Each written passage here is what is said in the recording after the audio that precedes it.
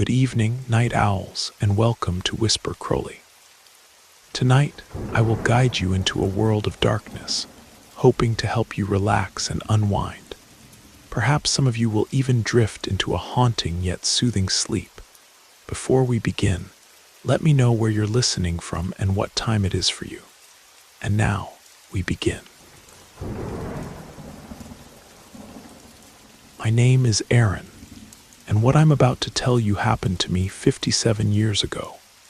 Back when I was just a kid growing up on a ranch in rural Texas. We lived in a sprawling farmhouse with my parents and 4 siblings. Our home was always bustling with neighbors on Sundays. It was the kind of place where folks would gather after church, sharing stories and homemade pie on the wraparound porch. Back then, we still used kerosene lamps for light, and all our water came from a well-weed hand pump every morning. The main ranch house, where the owner lived, was about 3 miles down a dusty dirt road from our little workers' cottage. My father worked the cattle alongside my oldest brother Jake, doing whatever needed doing to keep our family fed. The rest of us younger kids went to the one-room schoolhouse in town, walking 2 miles each way through mesquite and prairie grass. It was a particularly hot Sunday afternoon in August, and as usual, our house was packed with visitors.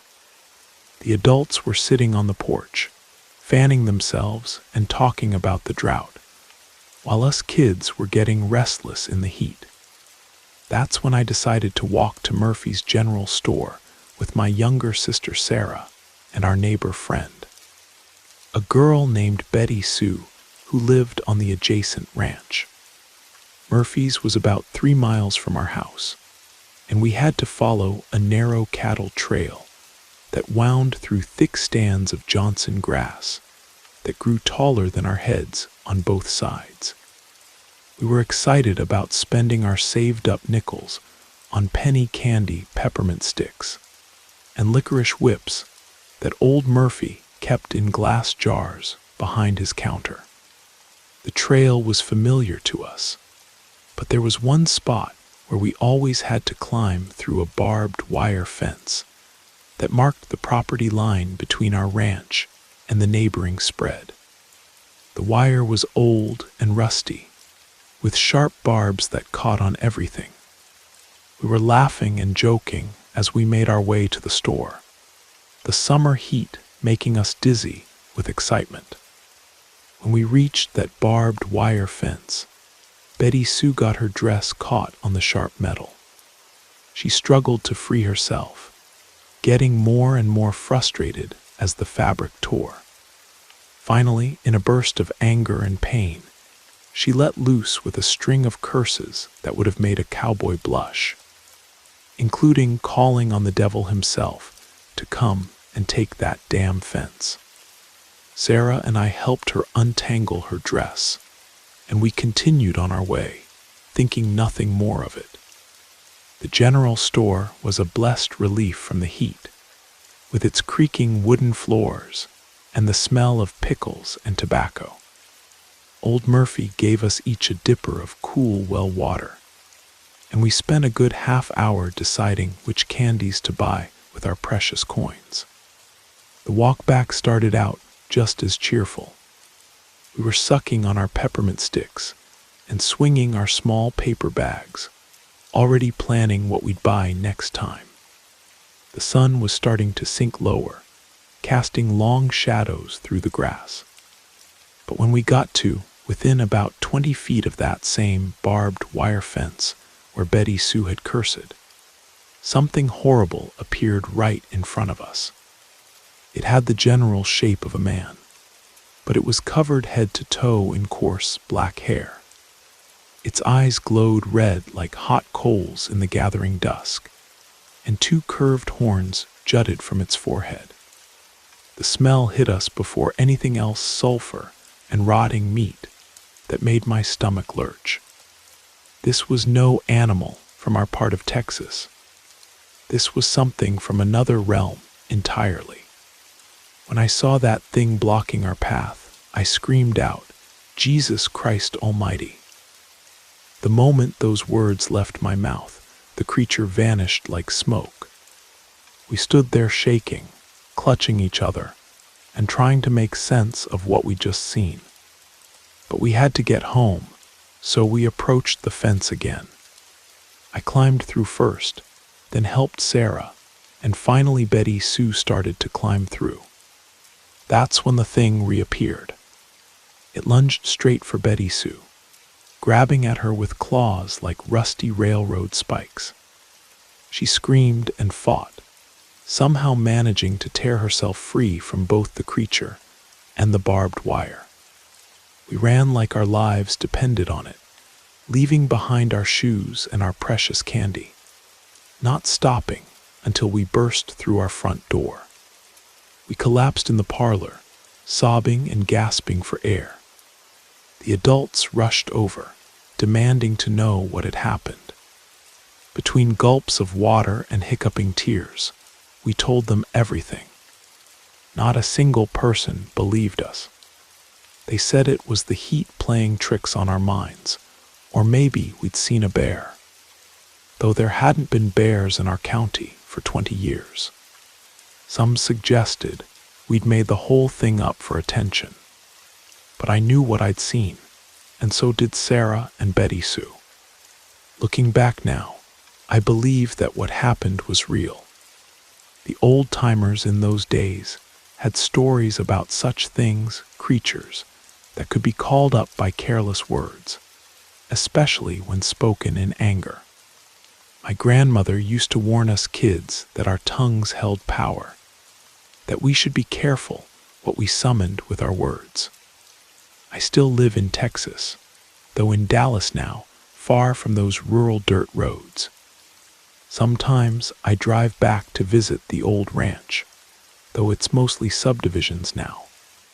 The house where I grew up is gone, torn down for a shopping center. My parents passed on years ago, and that tight-knit community has scattered to the four winds. But I remember my mother's wisdom about watching our words. She used to say that our mouths could speak blessings or curses, and that we never knew what might be listening. In Betty Sue's case, she called for something dark, and it answered her call right there at that barbed wire fence. So I'll leave you with this thought. Be careful what you ask for, especially in anger. Sometimes the darkness is closer than we think, just waiting for an invitation to step into our world. And when it comes to choosing your words, it's always better to call on the light than to curse in the dark.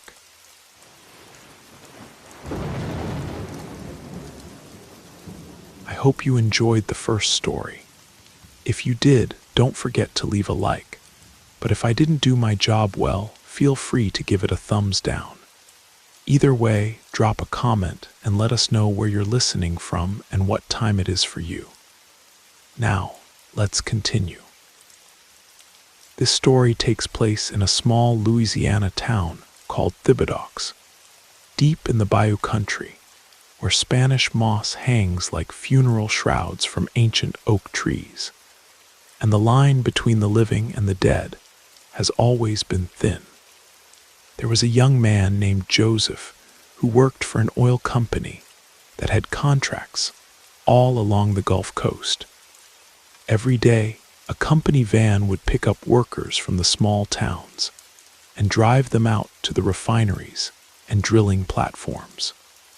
The work was hard but paid well, and Joseph was saving up to marry his sweetheart, Marie.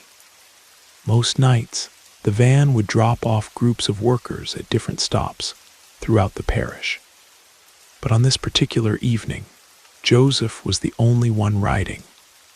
His co-workers had all called in sick with some kind of stomach bug that was going around.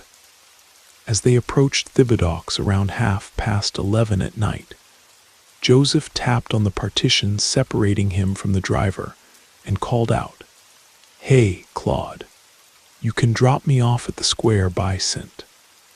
Joseph's Cathedral instead of taking me all the way home. The driver, an old Cajun man who'd been working these routes for decades, looked concerned. "You sure about that, son? That's a good 15-minute walk to your mama's house from there, and it's mighty late. I don't mind taking you to your door." Joseph waved him off. "No worries, Claude. I could use the fresh air after being cooped up all day. Thanks for the ride." The van pulled away, leaving Joseph standing alone in the town square. The cathedral loomed before him, its twin spires reaching into the star-filled sky. Spanish moss swayed in the humid breeze, casting strange shadows across the cobblestones that had been laid down back in the 1800s. That's when Joseph heard the singing.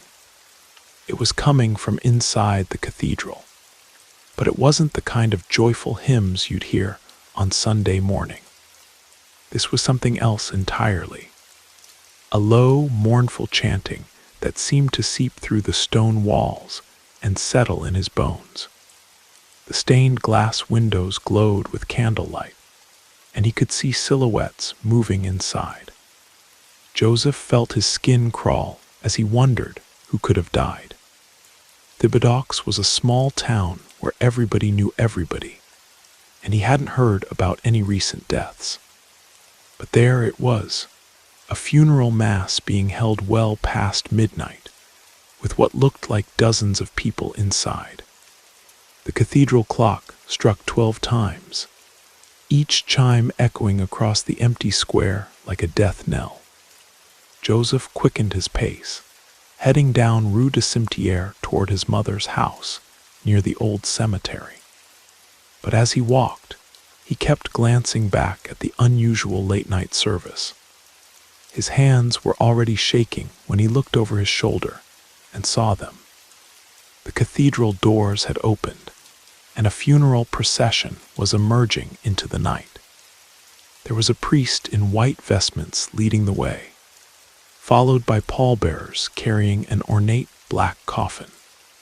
Behind them came dozens of mourners, all dressed in formal funeral attire from what looked like decades past.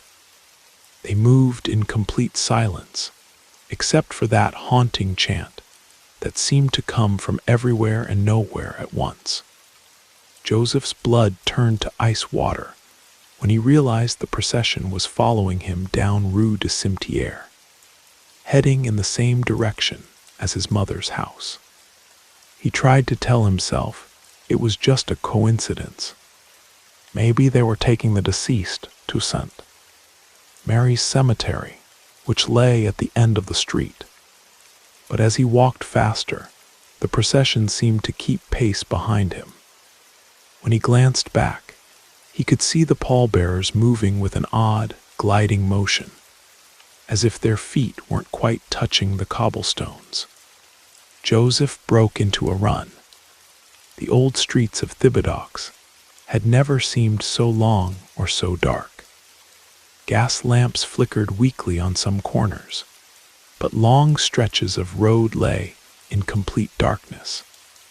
Behind him, he could hear the procession continuing its relentless pursuit, that otherworldly chanting growing louder and more urgent. His lungs burned as he sprinted through the humid night air, his work boots slipping on the moss-slicked stones. When he finally reached his mother's shotgun house near the cemetery gates, he pounded on the door with both fists. Mama, let me in." His mother, a small Creole woman named Evangeline, opened the door in her nightgown, her eyes wide with concern. Joseph stumbled inside, drenched in sweat despite the cool night air, his chest heaving as he tried to catch his breath. "Mon Dieu, Joseph, what's wrong with you? You look like you've seen a ghost." Joseph collapsed into a kitchen chair and tried to explain what had happened. As he spoke, his mother's expression grew more and more serious. She was a woman who understood the old ways. who knew that in Louisiana, the boundary between this world and the next was as thin as morning mist over the bayou. When he finished his story, she walked to the window and peered out toward the cemetery. "Look," she whispered. Joseph joined her at the window. In the distance, near the cemetery gates, they could see the funeral procession slowly fading away like smoke in the wind. The last thing to disappear was the glow of the candles, leaving only darkness and the sound of night insects. The old folks used to tell stories about processions like that. His mother said quietly, crossing herself. Spirits of people who died with unfinished business, still trying to find their way to rest. Or sometimes it's a warning, a sign that someone's time is coming soon. Joseph never again asked to be dropped off anywhere except at his own front door. And he made sure to say extra prayers every night, asking for protection from whatever walks the streets of Thibodaux when the cathedral clock strikes midnight. Some things in Louisiana are better left undisturbed, and the midnight funeral procession is one of them. Because you never know if they're mourning someone who's already dead, or someone who's about to join them.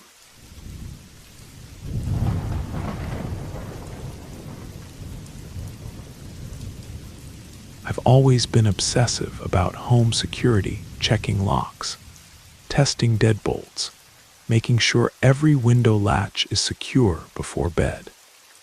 My friends used to joke that I had mild OCD, the way I'd walk through my apartment 3 or 4 times each night, testing the same locks over and over. But after what happened to me in my little rental house in Salem, Oregon, I understand that sometimes paranoia keeps you alive. I'd been working double shifts at the lumber mill for weeks, trying to save up enough money to finally move to Portland and start over. The work was exhausting. 10 hours of loading timber onto trucks, breathing sawdust, and dodging heavy machinery. By the time I got home each night, I was dead on my feet. This particular evening had been especially brutal. We'd been loading massive Douglas fir logs all day, and my back felt like it was held together with paper clips and wishful thinking. I stumbled through my front door around 9:30, grabbed a quick shower, heated up some leftover pizza, and collapsed on my couch to binge-watch some crime documentary series. The house I was renting sat on the outskirts of town, surrounded by thick stands of old-growth forest that the logging companies hadn't gotten to yet.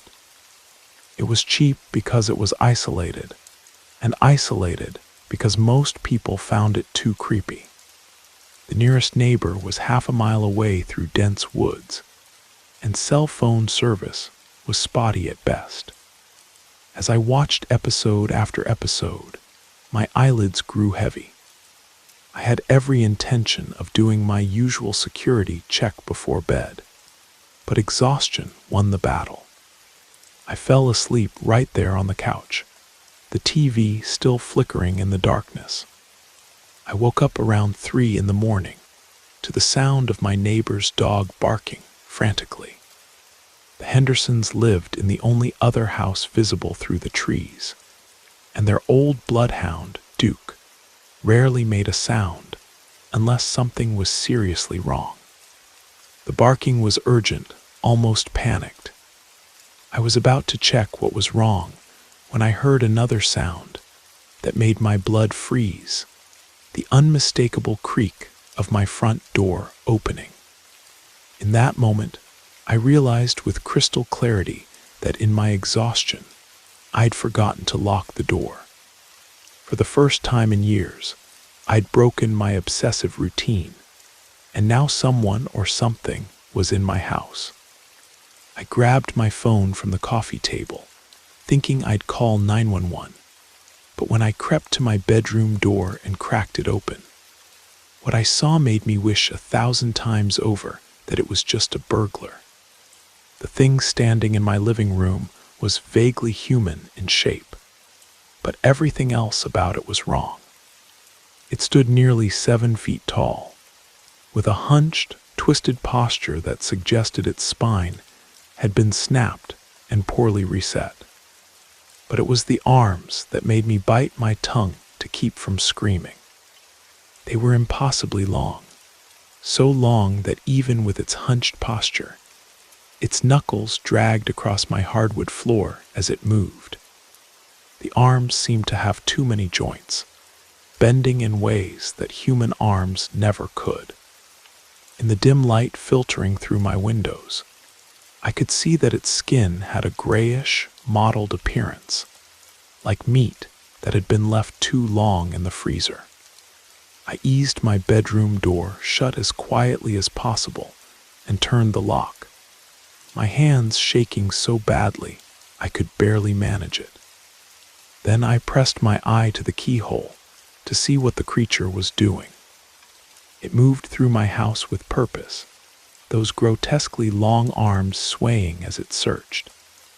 Its head swiveled back and forth like it was tracking a scent, and I caught glimpses of its face in profile, sunken eye sockets that seemed to contain nothing but darkness, and a jaw that hung open too wide, revealing rows of yellowed teeth.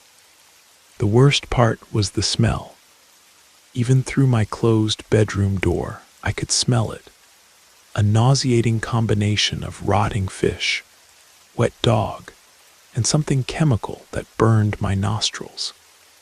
And as it moved, it left a trail of some kind of dark fluid that glistened on my floors.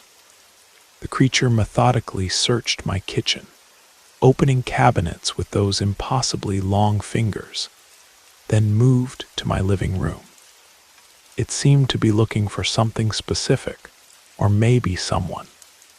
When it approached my bedroom door, I backed away from the keyhole and held my breath.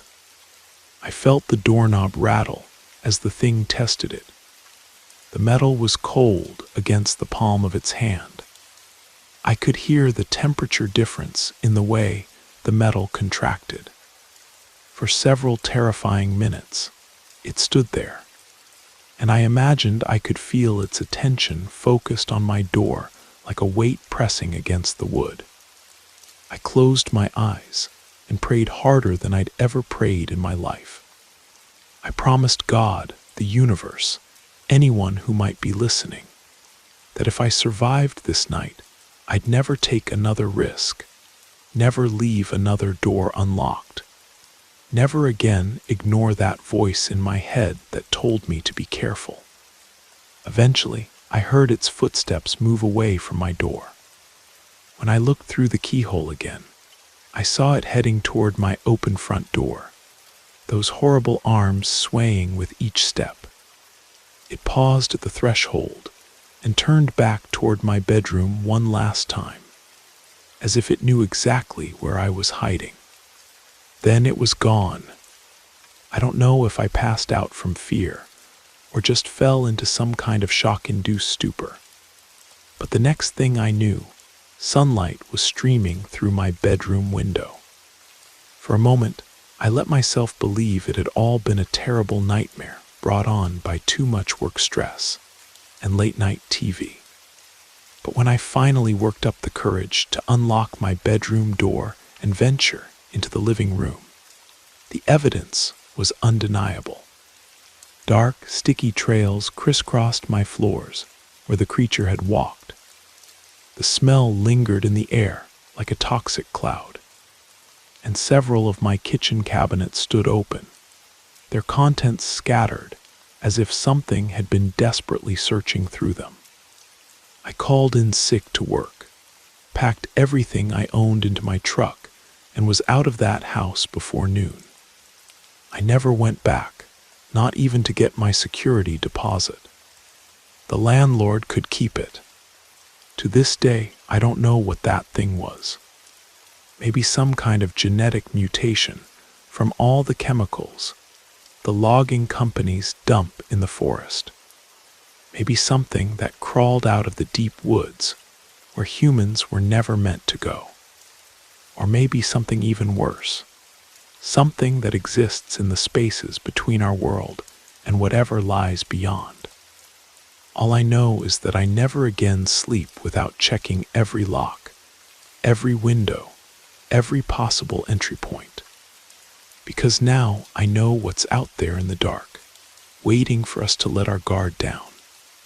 And I know that sometimes the thing that goes bump in the night has arms long enough to reach right through your defenses and drag you into whatever hell it came from.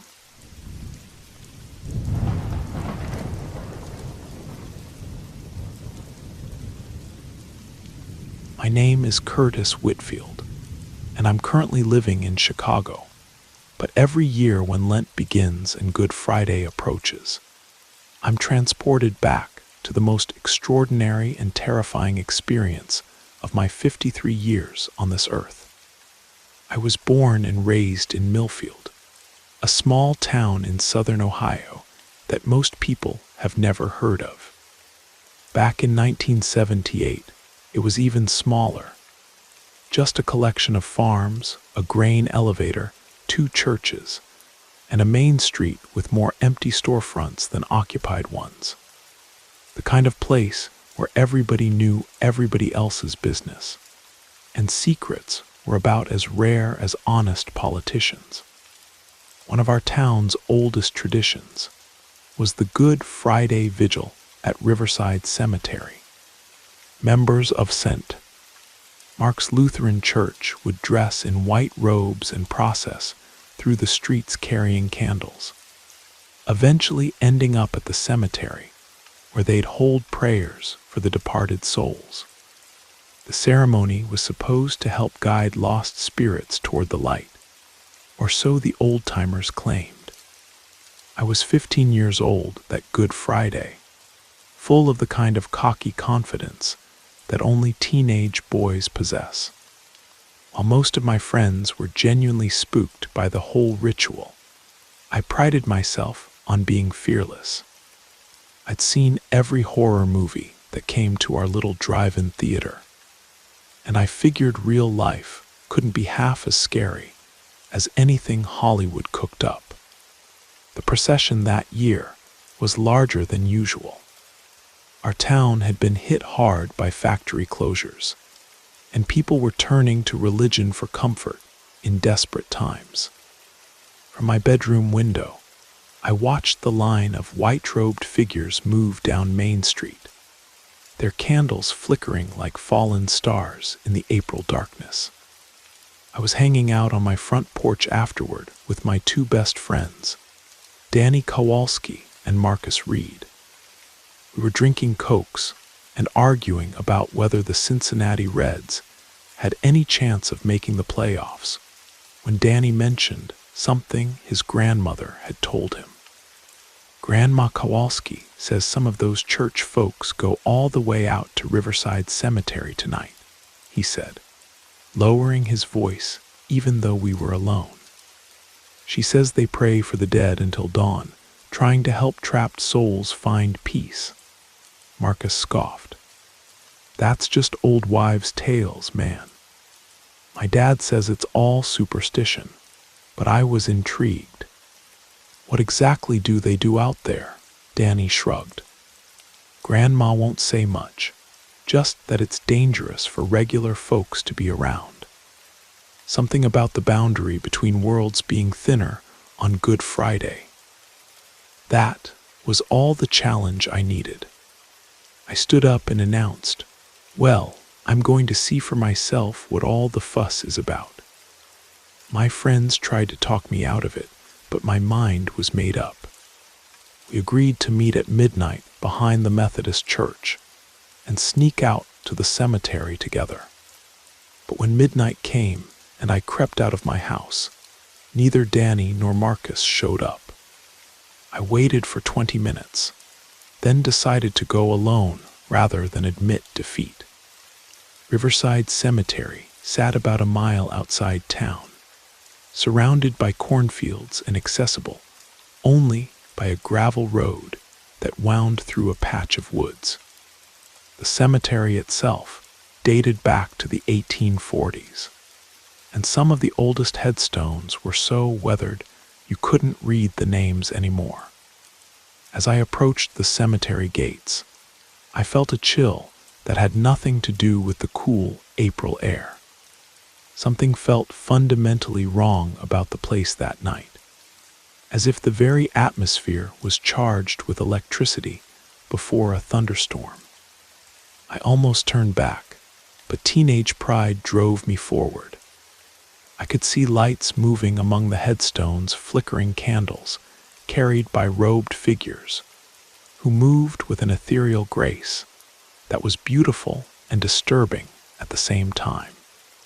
I grabbed an old sheet from my mother's rag bag and wrapped it around myself like a makeshift robe, then slipped through the cemetery gates. The group of worshippers was gathered near the back of the cemetery, in the oldest section where the headstones leaned at drunken angles and moss covered everything like a green blanket. I crept closer, hiding behind a large marble monument to get a better look. That's when I realized something was terribly wrong.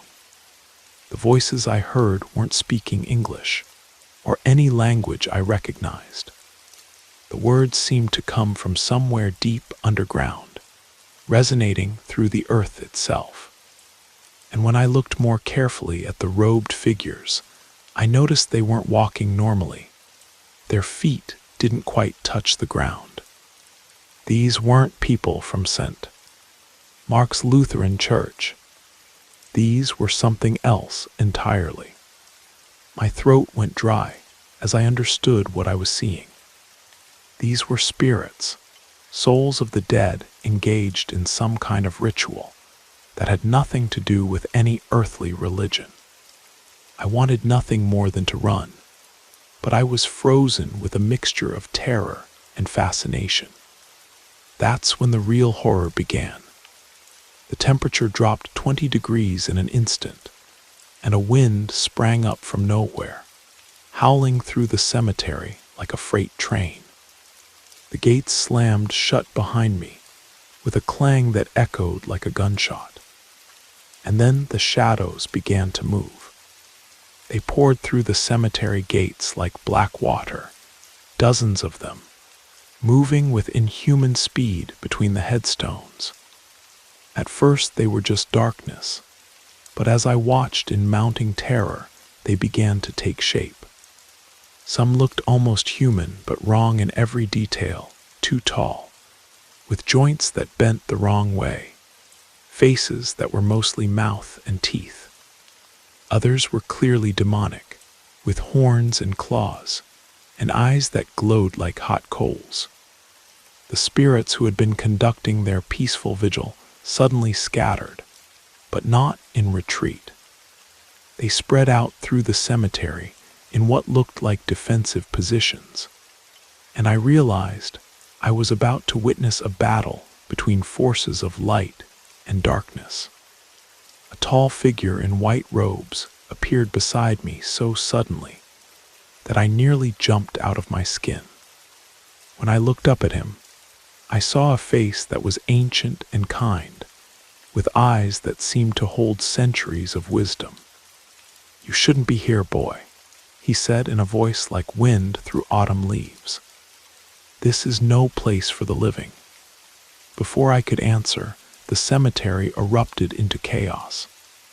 The demonic shadows rushed toward us, while the spirits of light moved to intercept them. What followed was unlike anything in my wildest nightmares. A battle fought with weapons of pure energy, creatures grappling in midair, lights and shadows clashing with the sound of thunder. I crouched behind the monument, covering my eyes, but unable to stop watching through my fingers. The robed spirit who had spoken to me stood guard, somehow shielding me from the worst of the supernatural storm raging around us. The battle seemed to last for hours, though it was probably only minutes.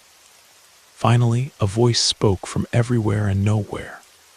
Words I couldn't understand, but that carried absolute authority. The demonic shadows began to retreat, pulled away by some irresistible force.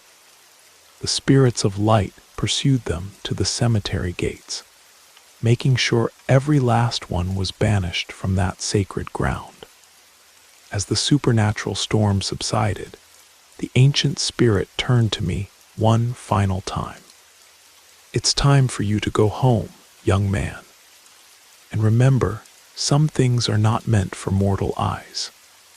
There was a flash of brilliant white light, and suddenly I was waking up in my own bed with my mother shaking me, telling me it was time for breakfast. For a moment, I let myself believe it had all been an incredibly vivid dream. But when I got dressed, I discovered that my sheet was missing from the rag bag. And when I went looking for it later that day, I found it lying in the grass near the back gate of Riverside Cemetery. I never told anyone what I'd witnessed that night. Who would have believed me? But I've never forgotten the lesson I learned in that old cemetery, that there are forces in this world beyond our understanding, locked in an eternal struggle between light and darkness. And sometimes, on nights when the boundary between worlds grows thin, ordinary people can catch a glimpse of that cosmic battle. I still live in Chicago now, far from the cornfields and country cemeteries of my youth. But every Good Friday, I say a prayer for those spirits of light who stand guard in places like Riverside Cemetery, protecting us from the darkness that would consume us all if given the chance. And I've never again been foolish enough to go looking for mysteries that are better left alone.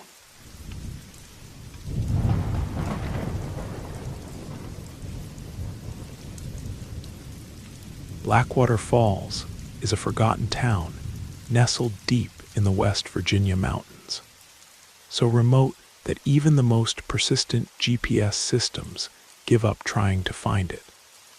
Getting there requires patience, a four-wheel drive, and the kind of stubborn determination that most people lose before they even leave the main highway.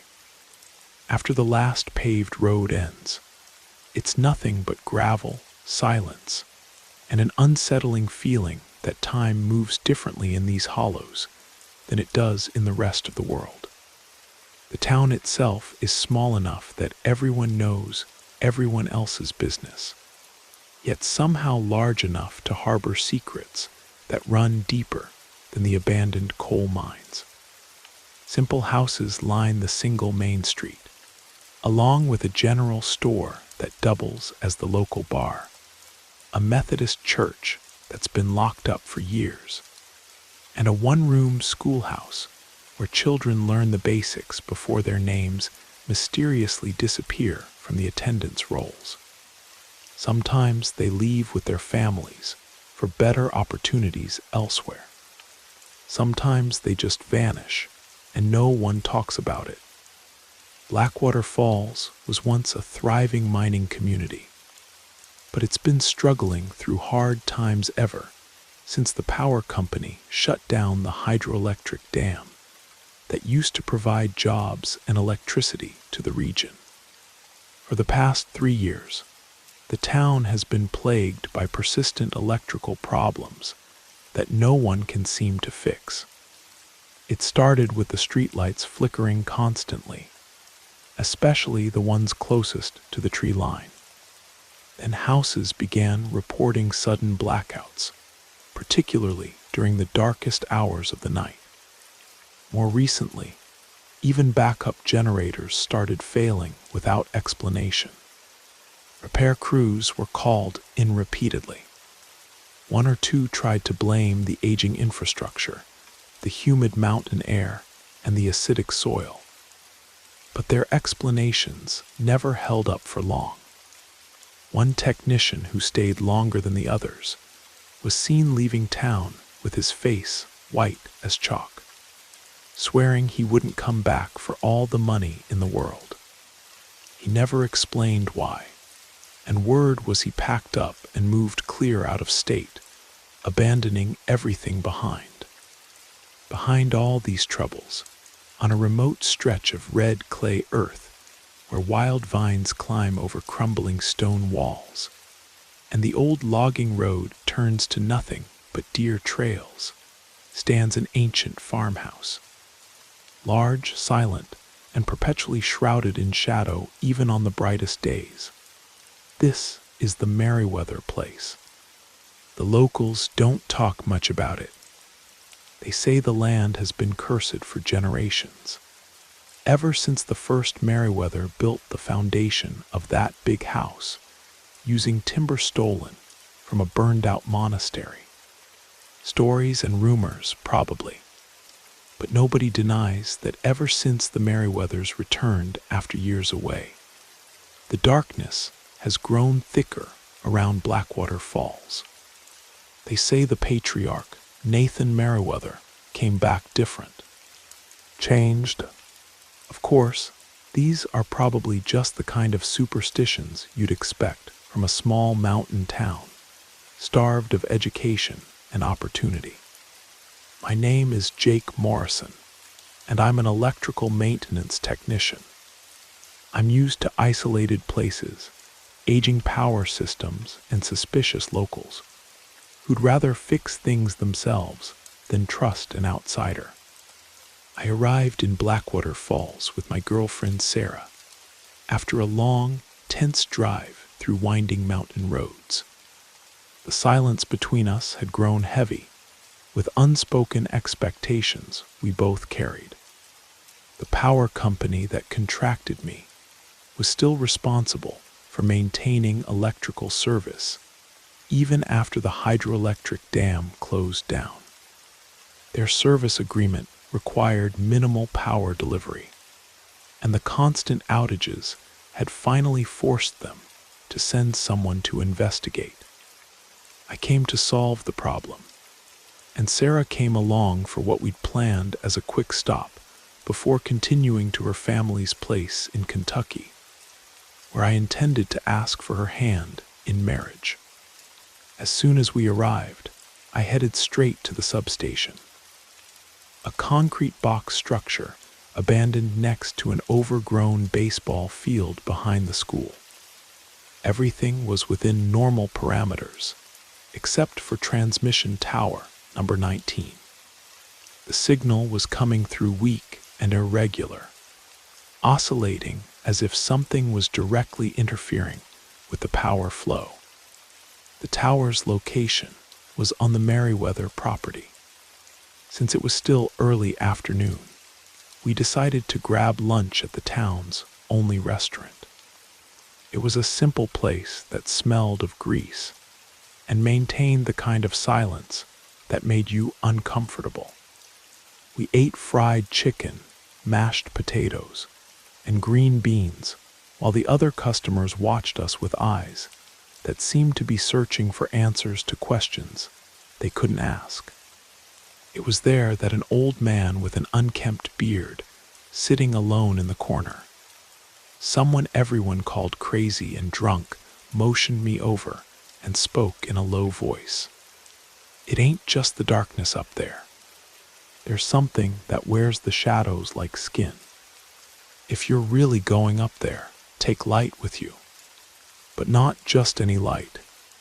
It's got to be strong, got to hurt the eyes, or else it won't see you, but it'll sure as hell sense you." The man returned to his plate without another word. Sarah laughed, calling him the town crazy, but I felt more serious than before. The trail leading to the Merriweather farm began behind the old church, overgrown with waist-high weeds, and flanked by twisted trees that seemed to bend toward each other, suffocating the air beneath them. I thought about leaving Sarah in town, but she insisted on coming along. She didn't like the idea of staying alone, even though no one had said a word directly against her. I tightened my work boots, adjusted my tool belt, and checked my flashlight. Once again, the old man's words echoed in my head. It won't see you, but it'll sense you. I tried to ignore it, but each step on that trail felt deeper than the last, as if the earth was slowly swallowing us both. The walk took about 20 minutes, but the silence made it feel longer.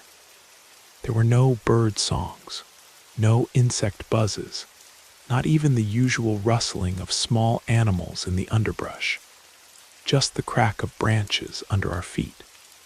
Sarah walked with her arms crossed and eyes alert, as if expecting something to emerge from behind every tree trunk. When the fence appeared through the bushes, I felt a chill that didn't match the afternoon heat. It was a tall wooden fence topped with improvised barbed wire and a fallen sign on the ground that simply read, "Private property, no trespassing."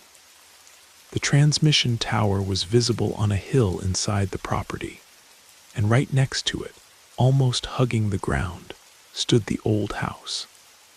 Enormous and covered by a sagging roof with darkened windows, as if time itself had given up trying to pass through that place.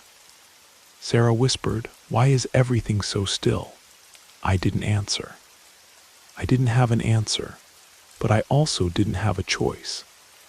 The Merriweather farmhouse looked even larger under the dim light of late afternoon.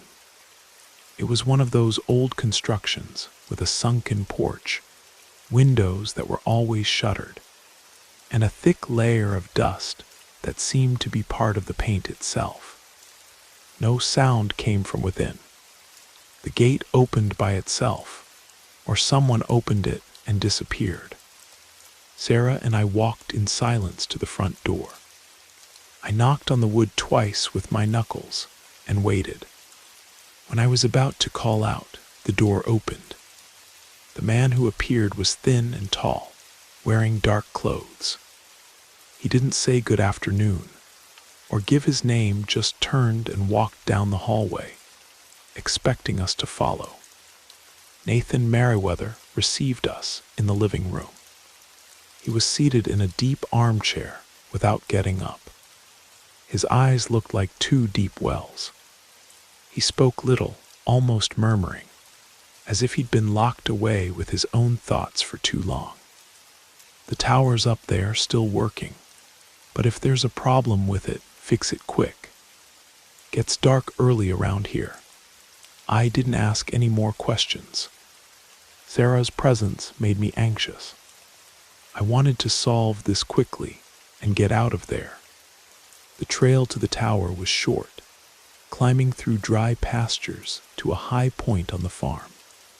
The metal structure stood there silently, with the utility pole beside it blinking irregularly. The sun had already disappeared behind the mountains. When I opened my toolbox, Sarah stayed nearby watching, but the tension of the place weighed in the air like a storm that wouldn't break. I worked in silence, focused, until I heard a sound in the woods, a low but clear crack. I stood up and swept the darkness with my flashlight. Nothing. I took a few steps away from the tower. Behind me, the darkness grew thicker. That's when I heard the scream. "Jake," I ran back, the flashlight shaking in my hand. I arrived in time to see Sarah being pulled by the leg, dragged toward a thick clump of bushes. Without thinking, I shouted and lunged forward, but something rose in my path tall, covered in dark, wet fur, enveloped in a dense black mist that moved as if it had its own life. It was a werewolf. The creature stared at me with eyes that didn't reflect light. There was no expression, only hunger. It advanced with claws ready, and I stumbled backward.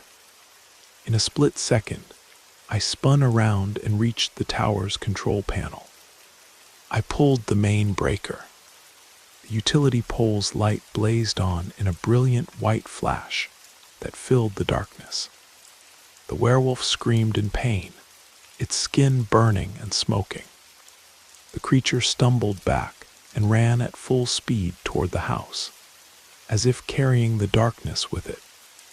I fell to my knees, gasping for air, my heart beating like it would tear through my chest. Sarah was no longer there, only drag marks in the grass, and a silence that made more noise than any scream. I limped back to town with my shirt torn and my flashlight hanging by a wire. The dried mud on the road was beginning to gain moisture from the evening dew. When I crossed Blackwater Falls main square again, the streetlights flickered as always, and no one seemed to be in sight. But I knew I was being watched. The windows still had eyes behind the curtains. I entered the general store stumbling and weak, collapsing into one of the chairs near the counter.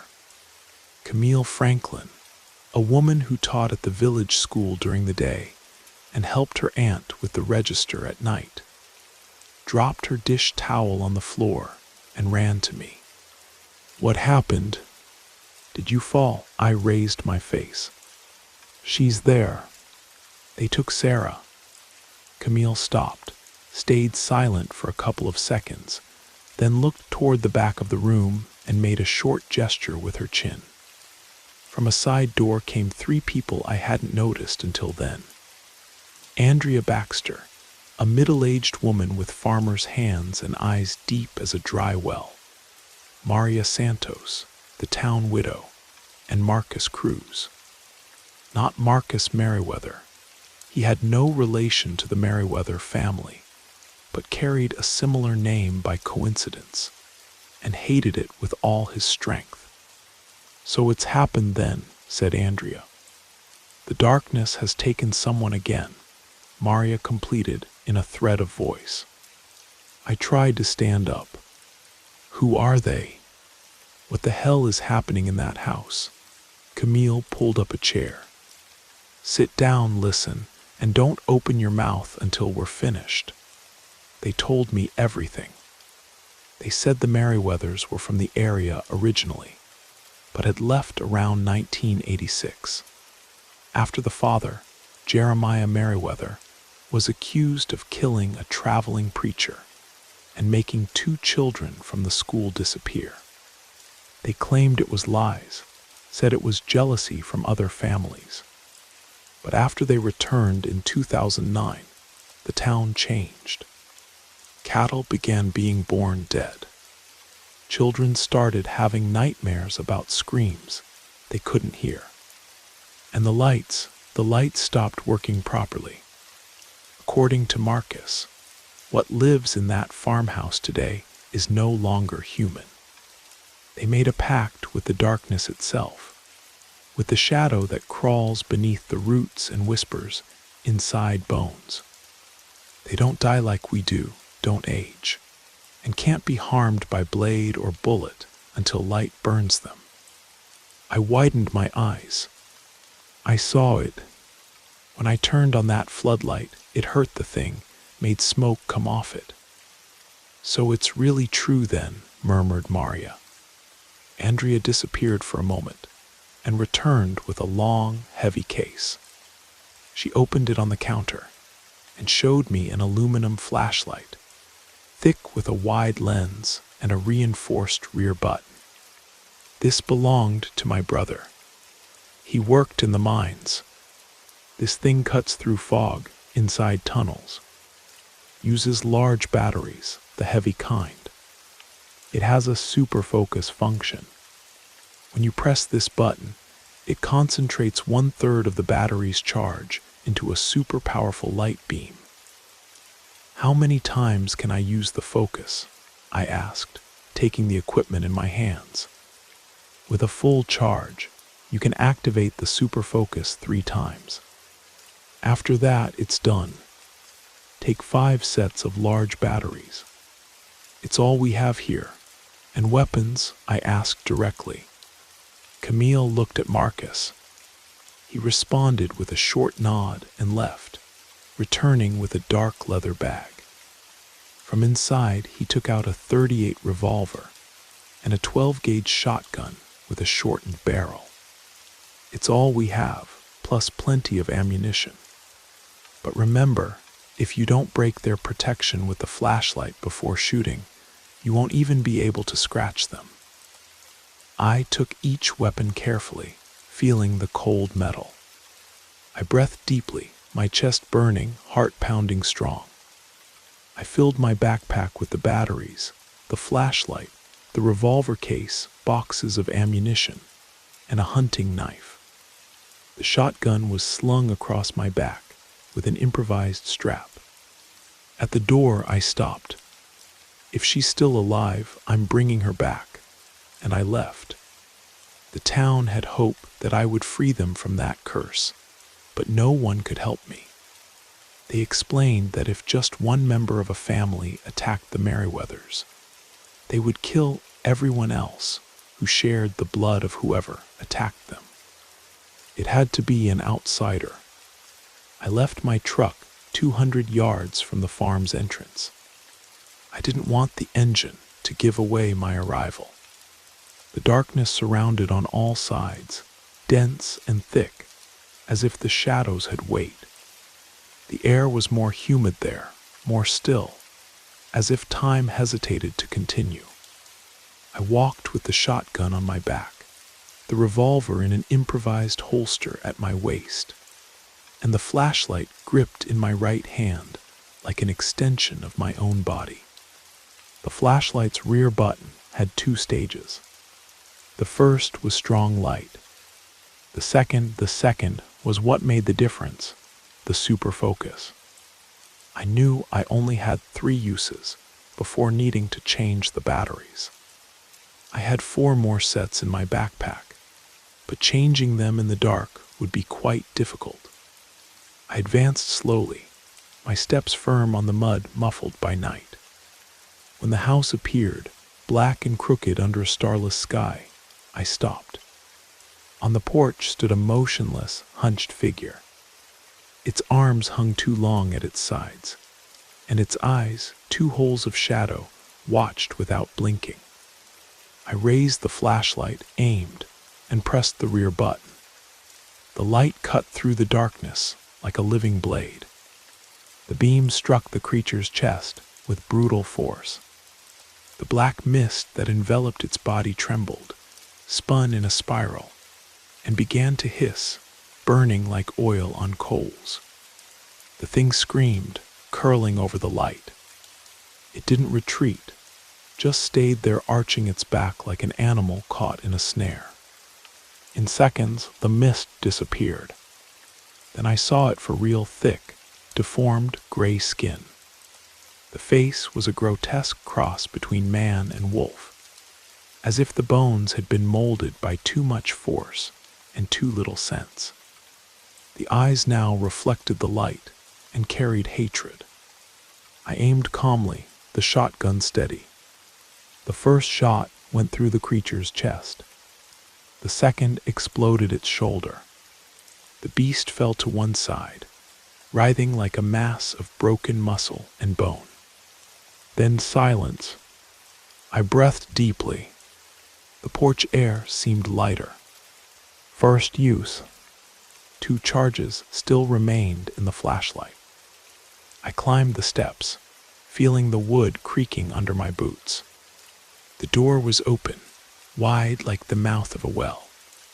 I passed slowly, flashlight ahead, shotgun barrel right behind.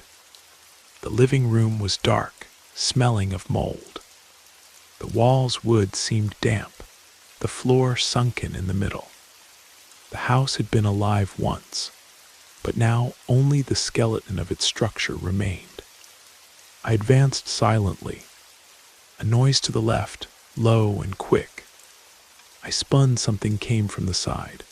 A wide shadow, fast, crawling like living smoke. The second werewolf launched itself at me with open claws and bared mouth. I pulled the trigger by reflex. The shot was point blank. The creature staggered but didn't fall. It just let out a guttural roar and slammed against the wall, knocking down an old cabinet and scattering pieces of wood across the floor. The impact knocked the flashlight from my hands. It flew through the air and rolled, wedging behind an overturned sofa, its beam trembling and weak. I took 2 steps back, drew the .38 revolver with my left hand, and fired 3 times. The shots hit one in the shoulder, another in the flank, the last in the neck, but had no effect. The beast reacted to the impact, lost balance, but didn't bleed. It was as if the flesh was still protected by an invisible second skin. I dropped the empty revolver and threw myself on the floor, stretching my arm under the sofa until I reached the flashlight. I grabbed it and spun my body in one motion, aiming directly at the creature's chest as it was already leaping again. I pressed the super focus. The beam exploded, but the monster dodged with reflexes too quick. The light passed by it, burning part of its leg. The werewolf curled up in the corner, hissing. I, with sweat running down my face, aimed again. Now you won't escape, you bastard. Second super focus. This time the beam hit square on. The black mist surrounding its body trembled as the beast caught fire, dissolved in a spiral, burning the creature's shoulders, back, and thighs. The real deformed skin appeared underneath, grotesque, but vulnerable. I grabbed the shotgun that had fallen beside the sofa, aimed, and fired twice. The first shot opened a hole in its chest. The second went through its skull. The creature fell without sound. Smoke rose from the body, thick, as if the darkness was being expelled by force. I breathed deeply. The flashlight trembled in my hands. I opened the battery compartment, threw away the used ones with shaking hands, pulled a new pair from my backpack, and snapped them in with a click. A new charge, 3 uses remaining. The hallway suddenly darkened, as if the house had sucked up what little light remained. I spun the flashlight left and right, sensing the approach. The third Merriweather. I didn't know which one leaped from the darkness like a wild animal, covered by the black mist that vibrated around its body like living armor. Super focus tore through the air, but the creature dodged with bestial agility, spinning on the floor like liquid shadow. I backed against the boards and turned to follow it. Second super focus. This time the light ray caught it glancing, burning part of its flank. The mist screamed, the beast too, but didn't stop. I waited, breath held, fingers tense. The werewolf came running in a straight line. I pressed the button again. The beam hit its chest. The mist opened like smoke pulled by an exhaust fan. The skin underneath, grotesque and human, was visible for a second, and that was all I needed. 2 shotgun blasts, one in the abdomen and the other in the neck. The body fell to the floor. I fell to my knees, quickly changing the batteries. Silence returned, but then a faint sound filtered from below. Steps, whispers, a name being called. Jake, I turned the basement door handle. Sarah was there. Alive. I knelt beside Sarah, my eyes burning. She was tied with thick rope around her legs and wrists, leaning against a stone pillar. She was weak but conscious. When she saw me, she tried to smile. "Easy, I'm here," I said, pulling the knife from my boot. But before I could cut the first rope, the sound came, a growl that wasn't pain or threat. It was low, resentful, almost human. I spun with the flashlight raised, my heart accelerating again like at the beginning of the night. From the depths of the basement, between broken rafters and damp shadows. A figure crawled out, first crawling, then rising as if the darkness itself supported it.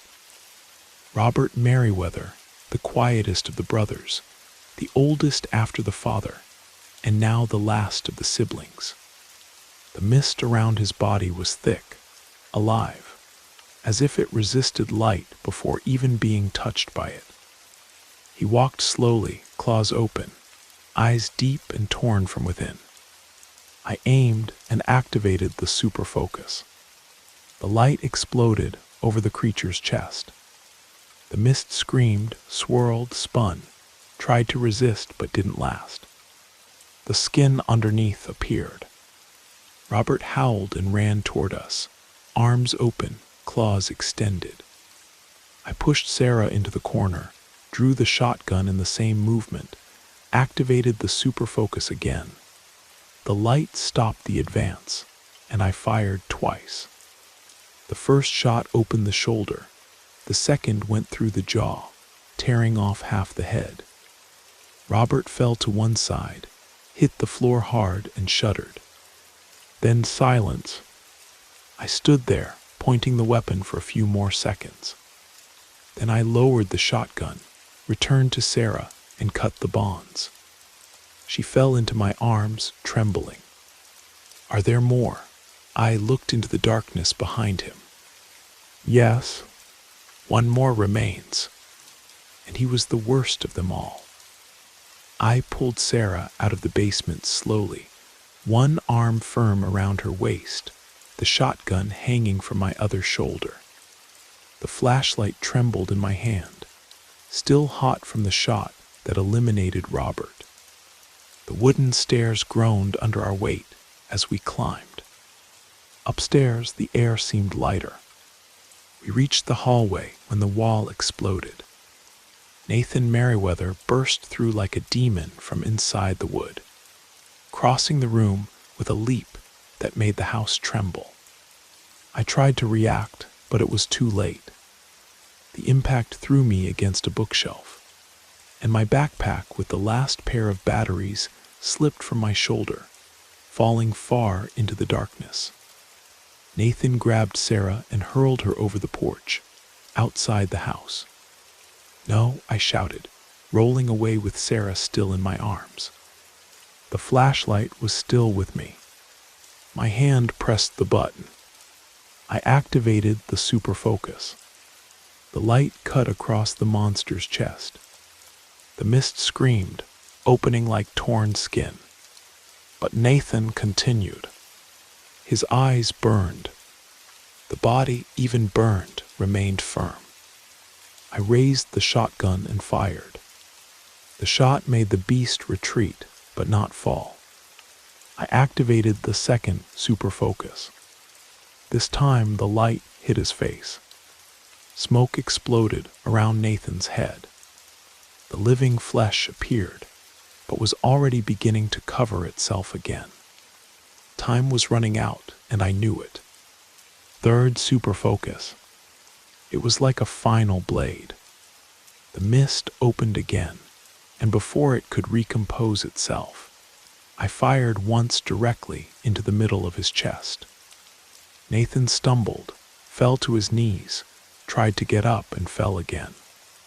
I approached with the 12 gauge, cocked it, pressed it against his head, and pulled the trigger. It was over. We arrived in town shortly before 3 in the morning. I got out of the truck with my hands dirty with dried blood, deep-set eyes, torn clothes. Sarah came alongside with a blanket thrown over her shoulders and small steps, as if she was still afraid of the ground. Nobody asked anything. Camille opened the door of the general store that served as emergency shelter and made coffee. Marcus brought an old mattress. Andrea sat outside and stayed there without speaking until the sun rose. The next day early, Sarah and I left. The town had a debt of gratitude to us. Still that morning, The townspeople gathered and climbed the trail to the Merriweather farm. The house was still standing, but seemed smaller, emptier. They found the bodies where they had fallen, gathered them all in the dry pasture, and made a tall bonfire. The fire rose quickly. When it was finished, nobody spoke. The town was free from the darkness. But sometimes, on the darkest nights when the power flickers in Blackwater Falls, old-timers still tell the story of the outsider who came to fix their lights and ended up saving their souls. And they always end with the same warning. Some places hold darkness so deep that only an outsider's light can drive it away, because those who belong to the shadows can never truly fight them. The Merriweather house still stands, empty now, slowly being reclaimed by the mountain forest. But on certain nights, when the mist rolls thick through the hollows, some say you can still see a faint light moving through those broken windows. Not the hungry darkness that once lived there, but something else. Something watching, standing guard, making sure that particular kind of evil never returns to Blackwater Falls again.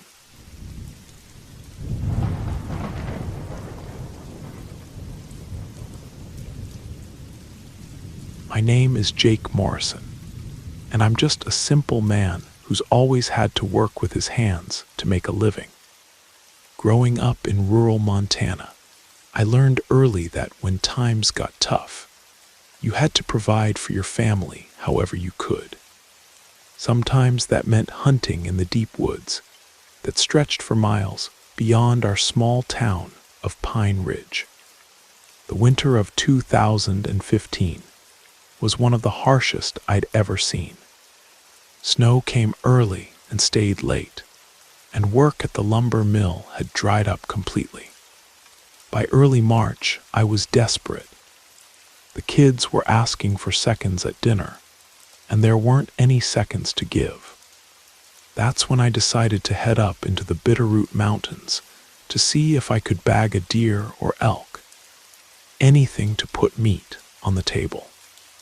Before heading out, I stopped by my buddy Dale's cabin.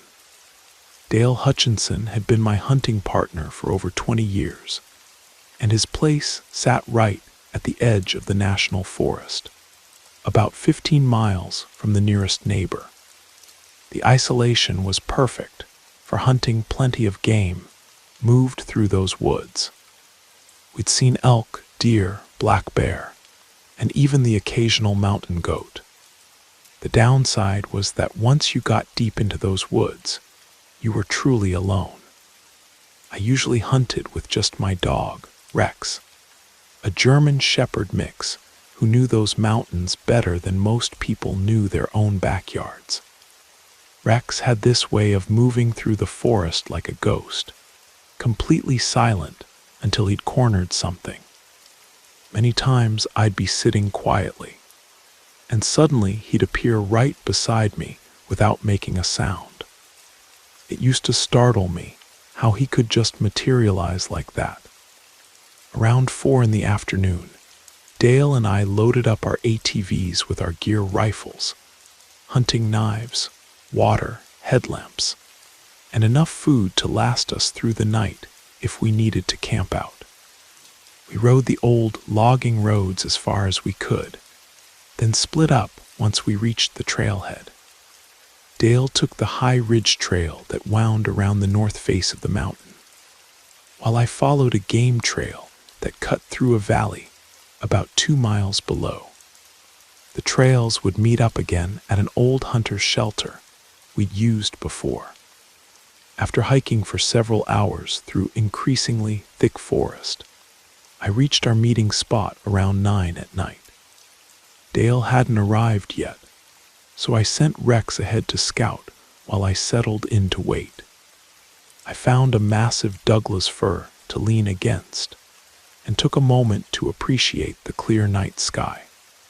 The moon was full and bright enough to light up the entire forest floor.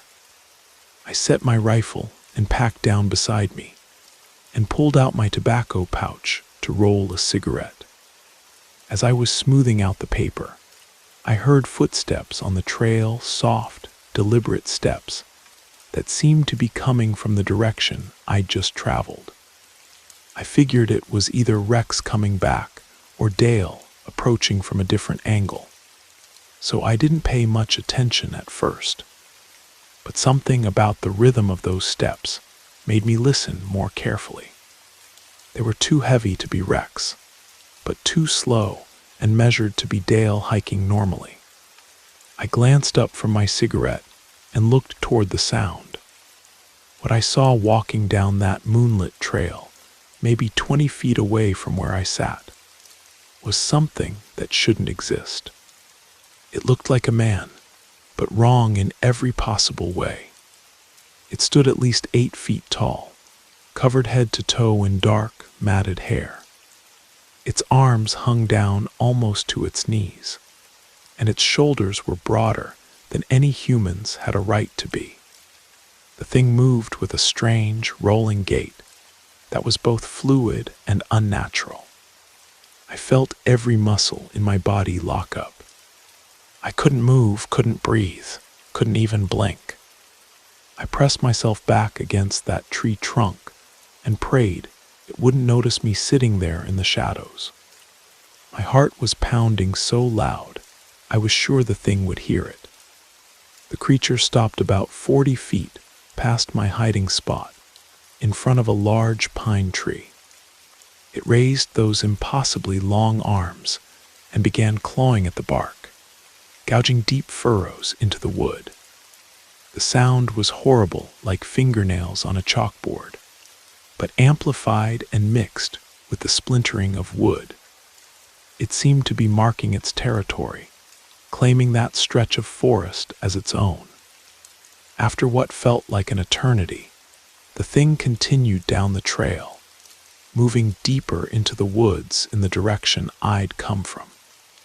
I stayed frozen against that tree until Rex came trotting back, tongue hanging out, completely oblivious to what had just passed through.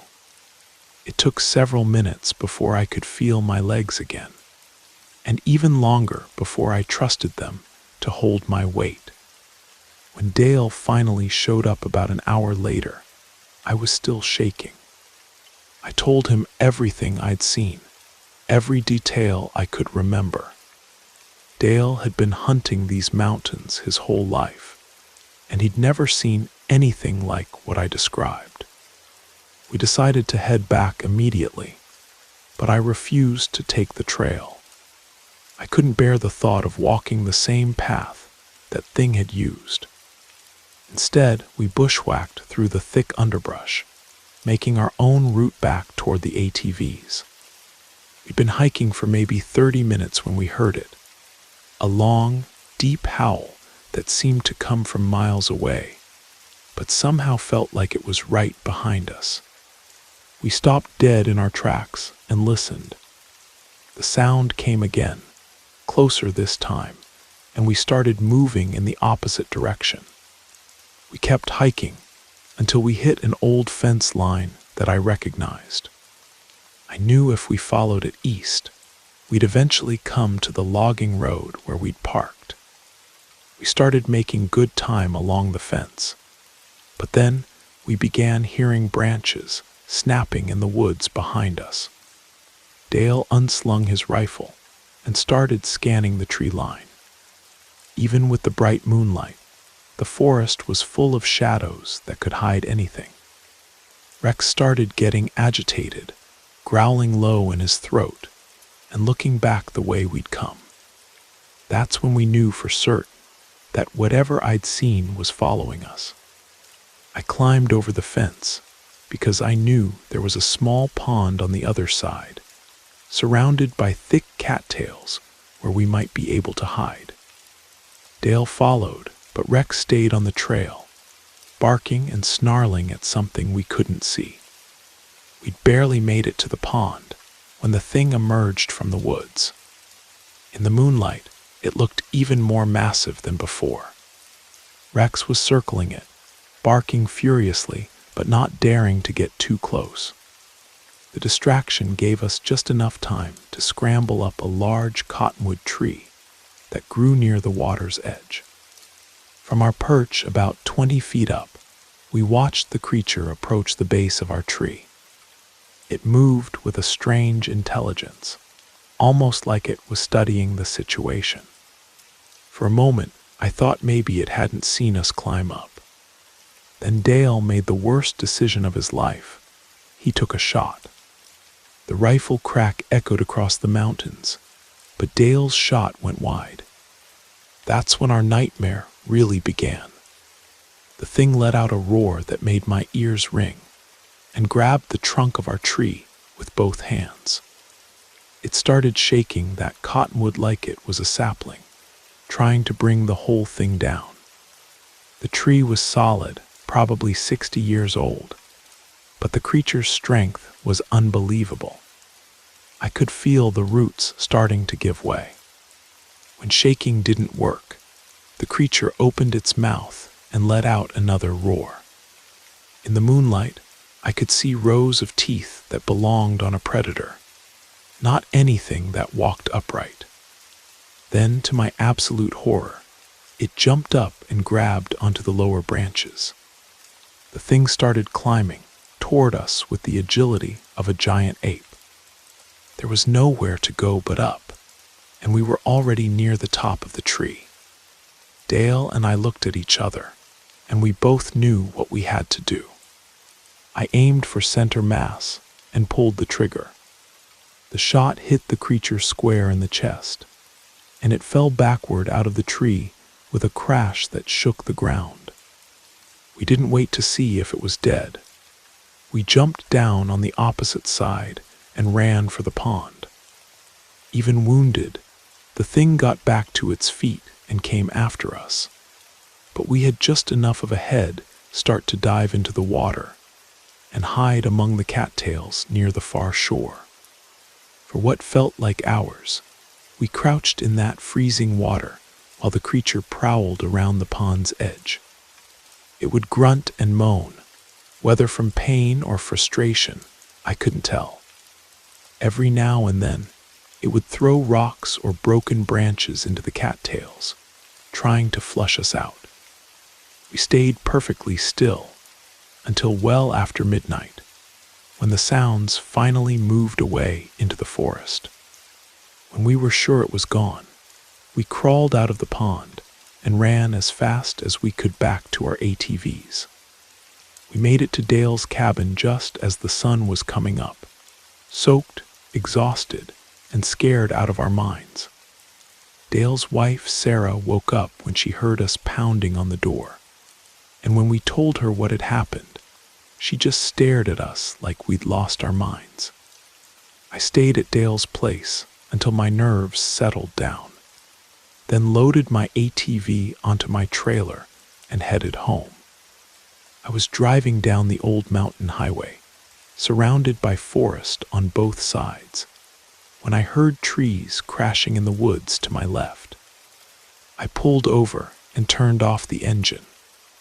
That's when I saw them, two glowing eyes watching me from the darkness between the trees. The thing stepped out onto the road about 100 yards ahead of me and let out that same bone-chilling roar I'd heard in the woods. It started moving toward my truck. I threw the pickup in reverse and floored it back toward Dale's place, but I was going too fast for the gravel road.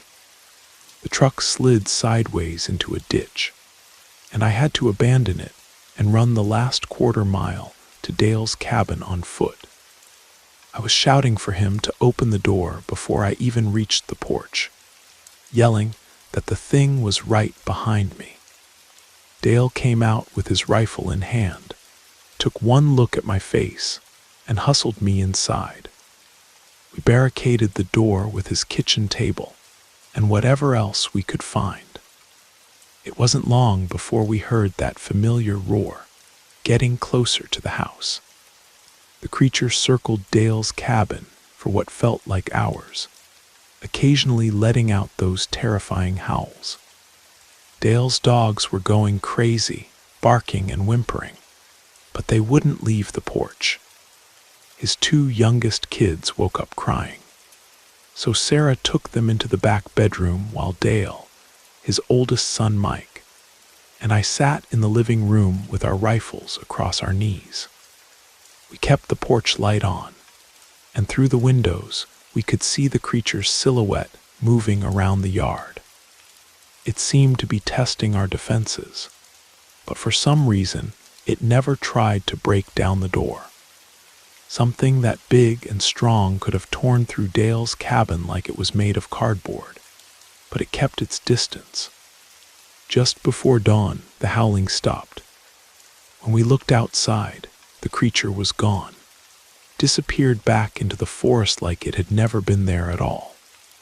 I went home the next morning, and I've spent years trying to make sense of what happened that night.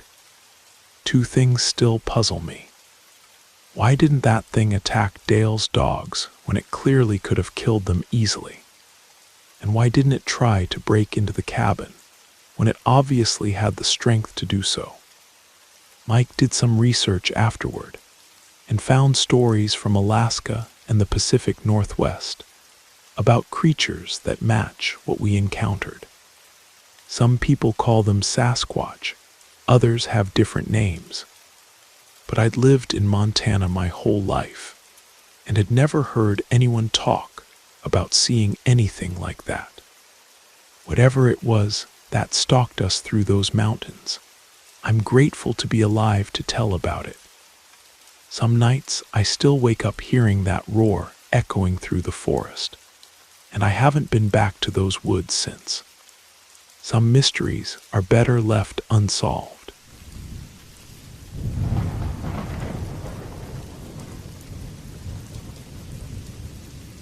My name is Alexander, and I grew up hearing stories that would make most people's blood run cold. My grandfather, Alexandrino, lived with us for over 10 years before he passed away at 95, just 12 years ago this November. He was a man who had seen things, real things, that most folks would dismiss as tall tales or the ramblings of an old mind. But there was something about the way his eyes would get distant when he told these stories, something that made you believe every word. Before I share what he told me, I need to mention something strange that happened right before he died. The doctors had sent him home from the hospital, terminal cancer, they said. Nothing more they could do. We brought him to my father's house, and the moment he walked through that door, he asked for a bowl of chili. My aunt immediately protested, saying he was too sick to eat something so heavy. But grandfather looked at me with those piercing blue eyes and said, "You all think you're fooling me, but last night in that hospital room, your grandmother Amelia visited me. She told me she's coming for me tonight, so I want to eat one last good meal. Then I'm going to rest and won't wake up again." We made him that chili. He ate every bite, took a nap on the couch, and passed away peacefully in his sleep. To this day, we don't know if he really saw grandmother, or if it was just the morphine talking. The story I'm about to tell you took place in the early 1930s, during the tail end of the Colorado Silver Rush. My great-grandfather Dominic was still working a small claim up in the Rockies, about 60 miles outside of Leadville. The big mining operations had moved on, but there was still silver to be found if you knew where to look and weren't afraid of hard work. Great-grandfather lived in what's now called Copper Creek, a settlement that barely qualified as a town back then. The claim he worked was even more remote, up in the high country near an old mining camp called Silver Ridge. Every Monday morning, he'd make the trek up there with my grandfather Alexandrino, who was just 17 at the time, and great-grandfather's brother Pete. Uncle Pete was a short, stocky man with arms like tree trunks and a temper that could flare quicker than a struck match. He never backed down from a fight and had the scars to prove it. Being unmarried and only a few years older than my grandfather, Pete had developed quite a reputation around the territory. They'd work the claim all week, living in a rough cabin they'd built near the stream, then come back to Copper Creek every Friday to sell whatever silver they'd managed to extract. It was dangerous work, but it put food on the table and kept a roof over their heads. One Friday afternoon in late September, after they'd finished their business at the assay office, they stopped at Murphy's trading post in Silver Ridge for supplies. While they were there, word spread that there'd be a barn dance that evening. My grandfather and great-grandfather weren't interested. They were tired and wanted to get home. But Pete's eyes lit up. He'd been sweet on a woman named Sarah who worked at the post, and he decided to stay the night. The next day around noon, Pete showed up at great-grandfather's cabin, his knuckles scraped raw and his shirt torn. He was angrier than a rattlesnake in a rainstorm. "You should have seen this bastard," Pete spat, pacing back and forth across the small room. Rode into that dance like he owned the place, wearing twin colts and acting like some kind of gunslinger. Started making advances on every woman there, including Sarah, and when the men tried to step in, he started throwing punches. Pete explained how he'd finally had enough when the stranger grabbed Sarah roughly by the arm. "I dropped him right there in the dirt, put my knife to his throat, and would have opened him up like a gutted fish if the preacher in half the town hadn't pulled me off him." The stranger had mounted his horse and ridden off, shouting threats about settling the score later. But he never came back that night, so Pete had ridden home the next morning. The following Monday, they headed back up to Silver Ridge for another week of work. At Murphy's trading post, they bought kerosene, ammunition, and provisions. Old Murphy, who'd known the family for years, pulled great-grandfather aside with a worried expression. "That gunslinger Pete tangled with came back Sunday night," Murphy whispered. "He was asking questions about where Pete lived, what he looked like. Folks told him Pete wasn't from around here, but you might want to watch your backs up there." Great-grandfather was concerned, but Pete just laughed it off. "If he shows his face, he'll get a belly full of lead, and this time there won't be any preacher to save his sorry hide." They finished their lunch and headed up to the claim. Before reaching their campsite, they stopped at a ranch belonging to an old-timer named Jeremiah, who let them pasture their horses during the week. The animals stayed there because it was safer than leaving them near the claim, and it was less than a mile's walk to their cabin. That afternoon, instead of working the stream, they spent time repairing the cabin's roof and gathering firewood. The journey from Copper Creek had been exhausting, and they were all feeling their age. As evening approached, they cooked a simple meal of beans and hardtack, then decided to try their luck fishing in a small lake about a quarter-mile downstream from the cabin. The mountain air was crisp, and the fish were biting well. They stayed out until nearly midnight, enjoying the peaceful sounds of the wilderness. That's when they heard it, a sound unlike anything they'd ever encountered. A howling roar that seemed to come from deep in the forest, echoing off the canyon walls with an otherworldly resonance. It wasn't quite human, but it wasn't like any animal they knew either. All three men froze, their fishing lines forgotten. They'd left their rifles back at the cabin, and suddenly That seemed like a terrible mistake. Without speaking, they gathered their gear and hurried back, glancing nervously at every shadow. They stayed awake for hours that night, rifles loaded and ready. But eventually exhaustion overtook their fear. When morning came, they discovered something that made their blood run cold. Strange tracks circled their cabin. The prints were larger than a man's boot, but shaped wrong, elongated, with what looked like claw marks at the tips. Even more disturbing, the cabin door bore deep gouges that looked like they'd been made by something with razor-sharp talons. Despite their unease, they worked their claim that day, though great-grandfather couldn't shake the memory of that terrifying howl. None of them spoke much, but they all stayed closer together than usual. That evening, after they'd cleaned up and eaten supper, they sat outside on some old stumps they used as chairs, enjoying the cool mountain air. Suddenly, great-grandfather jumped to his feet. "Alexandrino, Pete, I've got a bad feeling about this. Get inside, grab the rifles, and load them. I want to test a theory." My grandfather and Pete looked at each other, confused, but they did as great-grandfather instructed. He had them leave their worn clothes inside the cabin with a lantern burning on the porch.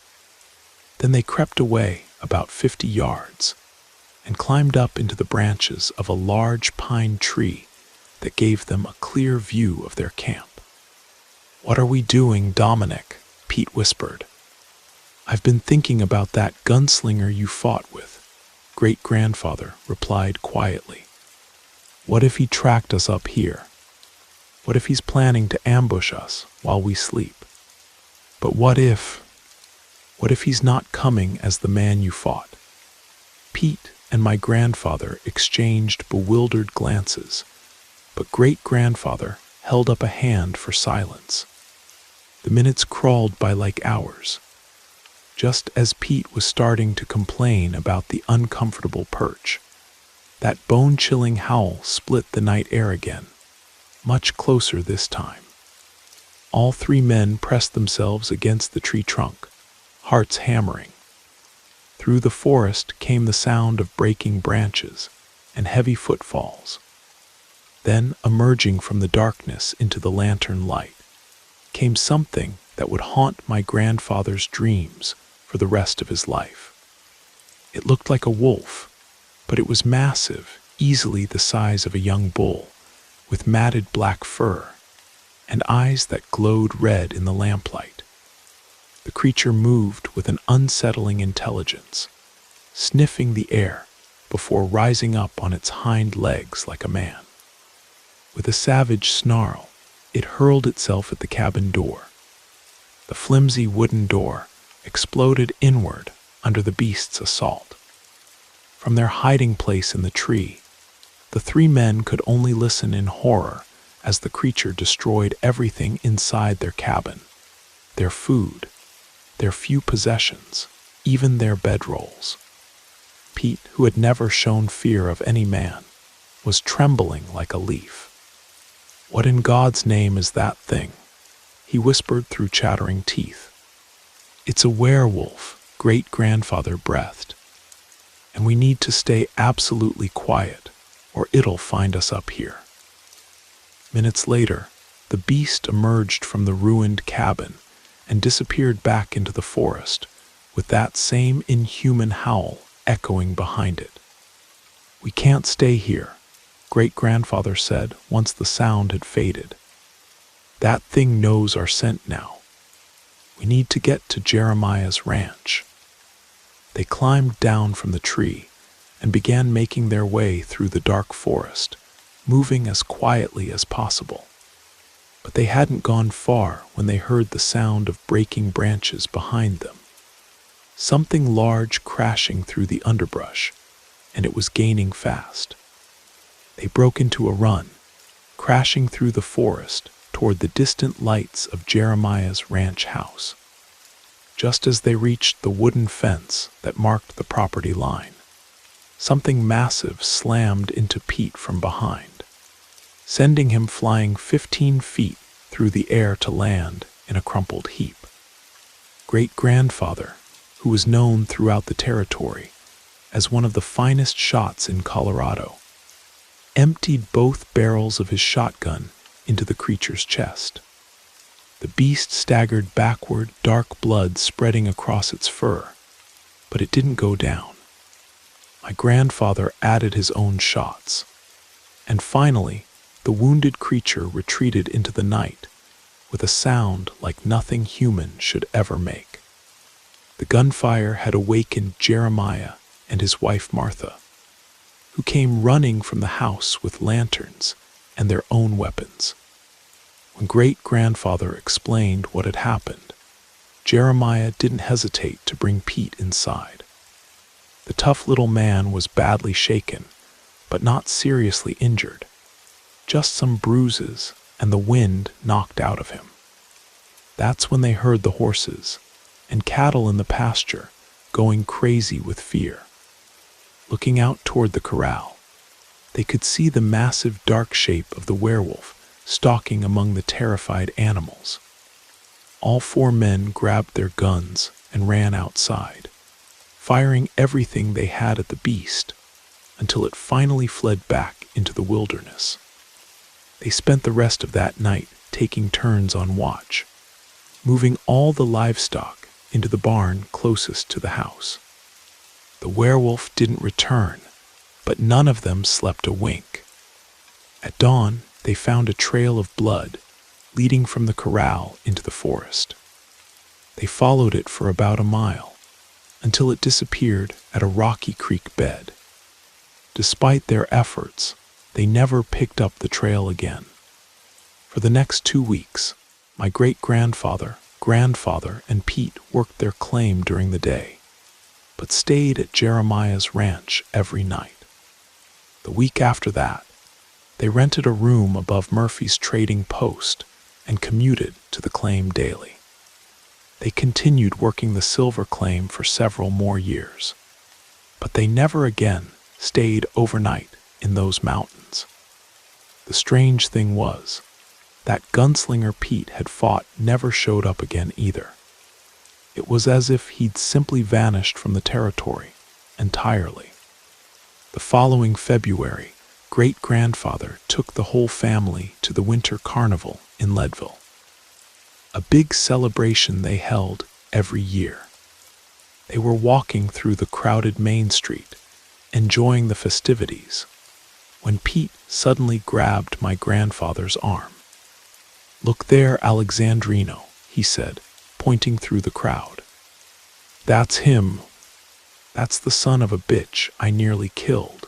The one Dominic thinks turned into that thing." Sure enough, there was the gunslinger, still wearing those twin Colts, still carrying himself with that same arrogant swagger.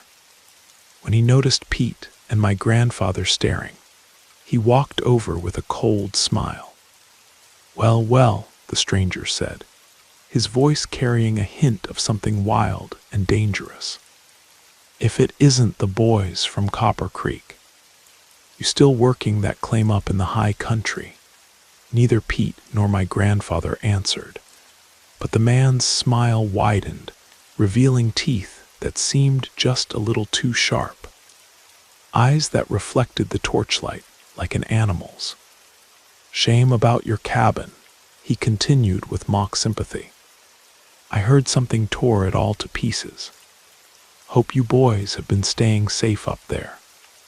The mountains can be dangerous at night, especially when the moon is full."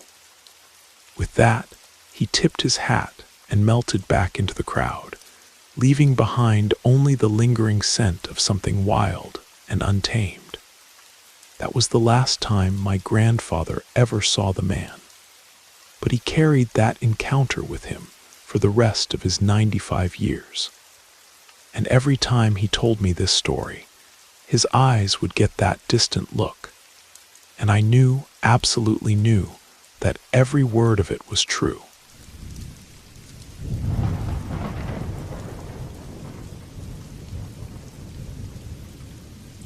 My name is Walter, and I'm 61 years old now, living here in Bakersfield, California. What I'm about to tell you happened back in 1987, out at the old homestead my brother Danny and I had just bought in the Mojave Desert, about 40 miles east of town. We'd scraped together enough money to buy this forgotten piece of land, 20 acres of scrubland with a weathered farmhouse and a few outbuildings. The place had been abandoned for years, but it was perfect for what we wanted. A quiet spot to raise some goats and maybe grow a few crops if we could coax anything out of that stubborn desert soil. The house was old, probably built in the 1920s, with thick adobe walls that kept it cool during the scorching summer days. Out back behind the chicken coop stood an old stone well. The thing must have been there since the house was built, maybe even before. It had one of those old-fashioned hand pumps with a cast iron handle that took some real muscle to work. The locals in town, the few old-timers who remembered the place, would get quiet when you mentioned our property. They'd mutter something about the previous owner, a man named Ezekiel Morrison, who'd lived there alone for decades before he just up and vanished one day back in the 70s. Nobody knew what happened to him, and nobody seemed eager to talk about it much either. Danny was always the curious type, more so than me. While I was content to fix up the house and tend to our small herd of goats, he got obsessed with that old well. The water level had dropped during a particularly dry spell, and he was convinced we could improve the flow by cleaning out the sediment at the bottom. Against my better judgment, I helped him rig up a rope and pulley system. On a sweltering Tuesday morning in August, Danny lowered himself down into that well while I stayed topside, holding the safety line.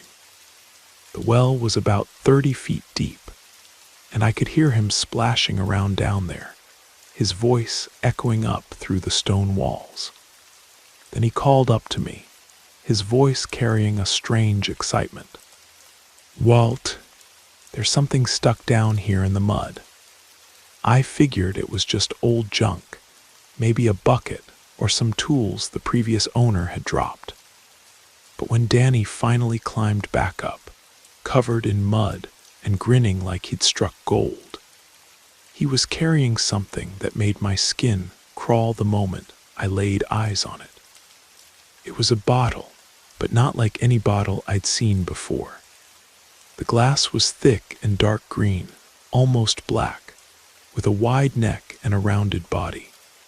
The whole thing was wrapped tight with rusty barbed wire, wound around it in intricate patterns that looked almost like symbols. The wire was so tightly wound that it cut into the glass in places, leaving deep grooves. The mouth of the bottle was sealed with what looked like black tar or wax, hardened over the years, but still intact. And there was a smell coming from it, not just the musty odor of something that had been underwater for decades, but something else. Something that made my stomach turn and my head feel light. But the worst part was what I could see inside. Through the murky glass, something dark was moving. Not floating, moving. Like smoke, but too thick, too deliberate. And in the center of that dark mass, I swear I could make out shapes, fragments that looked almost like human hair or cloth, suspended in whatever hellish mixture filled that bottle. "Danny, throw that damn thing back down the well," I told him, but he just laughed it off. "Come on, Walt. It's probably just some old bootlegger's stash. Might be worth something to a collector." But I could see in his eyes that he knew it wasn't that simple. There was something about the bottle that fascinated him, drew him to it in a way that wasn't natural. Still, he carried it back to the house and set it on the kitchen counter like it was some kind of trophy. For the first few days, we both tried to ignore it. We went about our daily routine, feeding the goats, working on repairs around the property, trying to make the place livable. But that bottle sat there on the counter like a malignant presence, and I found myself avoiding the kitchen altogether. Danny, on the other hand, seemed drawn to it. I'd catch him standing there, staring at the thing, sometimes for an hour at a time. When I'd ask him what he was doing, he'd just shrug and say he was trying to figure out what was inside. After about a week, he moved the bottle to his bedroom. Didn't say anything about it, just wrapped it in an old blanket and carried it in there one morning. When I asked him why, he got defensive. "It's my find, Walt. I'll keep it wherever I damn well please." That was the beginning of the change in my brother. Over the next few weeks, Danny became someone I barely recognized. He'd always been the talkative one, the joker, the one who could make friends with anybody. But now he grew quiet and withdrawn. He'd disappear for hours at a time, wandering out into the desert with no explanation of where he was going or what he was doing. At night, I could hear him talking to someone in his room. Low, mumbled conversations that would go on for hours. When I'd knock on his door to check on him, the talking would stop immediately, and he'd claim he was just listening to the radio. By the third week, Danny was carrying that bottle everywhere. He'd wrap it in the blanket and tuck it under his arm, taking it with him when he went to tend the goats, when he walked the property line, even when he went to town for supplies. If I asked about it, he'd either ignore me completely or give me a look that made my blood run cold. The Danny I knew, my little brother who used to build model airplanes and collect baseball cards, was disappearing, replaced by someone hollow and strange. Then one morning in September, he was gone. I woke up to silence. No sound of Danny moving around the house. No coffee brewing. No radio playing. His bedroom door was wide open, the bed made, and the room completely empty. No clothes, no personal belongings, and no bottle. I searched everywhere, the outbuildings, the desert around our property, even drove into town to ask if anyone had seen him. It was like he'd simply evaporated into the dry desert air. Months passed, then a year. I kept the homestead running by myself, though it was hard work for one person. I hired some local kids to help with the heavy lifting, but I never stopped wondering what had happened to Danny. Then, almost 2 years later, I got my answer in the most unexpected way.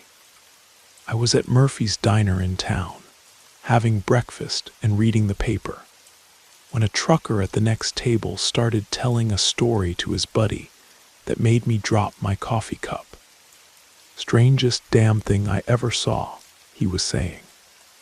I was making a delivery down near Tucson, and I stopped at this roadhouse for dinner. The owner, young guy, maybe 30, was telling everyone about his new ranch. Said he just bought 500 acres and was planning to run cattle. The trucker took a sip of his coffee and continued. But here's the weird part. In his office, right behind his desk, he had this altar set up. Candles, weird symbols drawn on the wall. And in the center of it all was this old green bottle wrapped in barbed wire. The whole setup gave me the creeps. My heart started pounding. "This rancher," I managed to say. "What did he look like?" The trucker turned to me, surprised. Medium height, brown hair, talked with kind of a California accent. Why, I couldn't answer. I just threw some money on the table and walked out of that diner in a daze.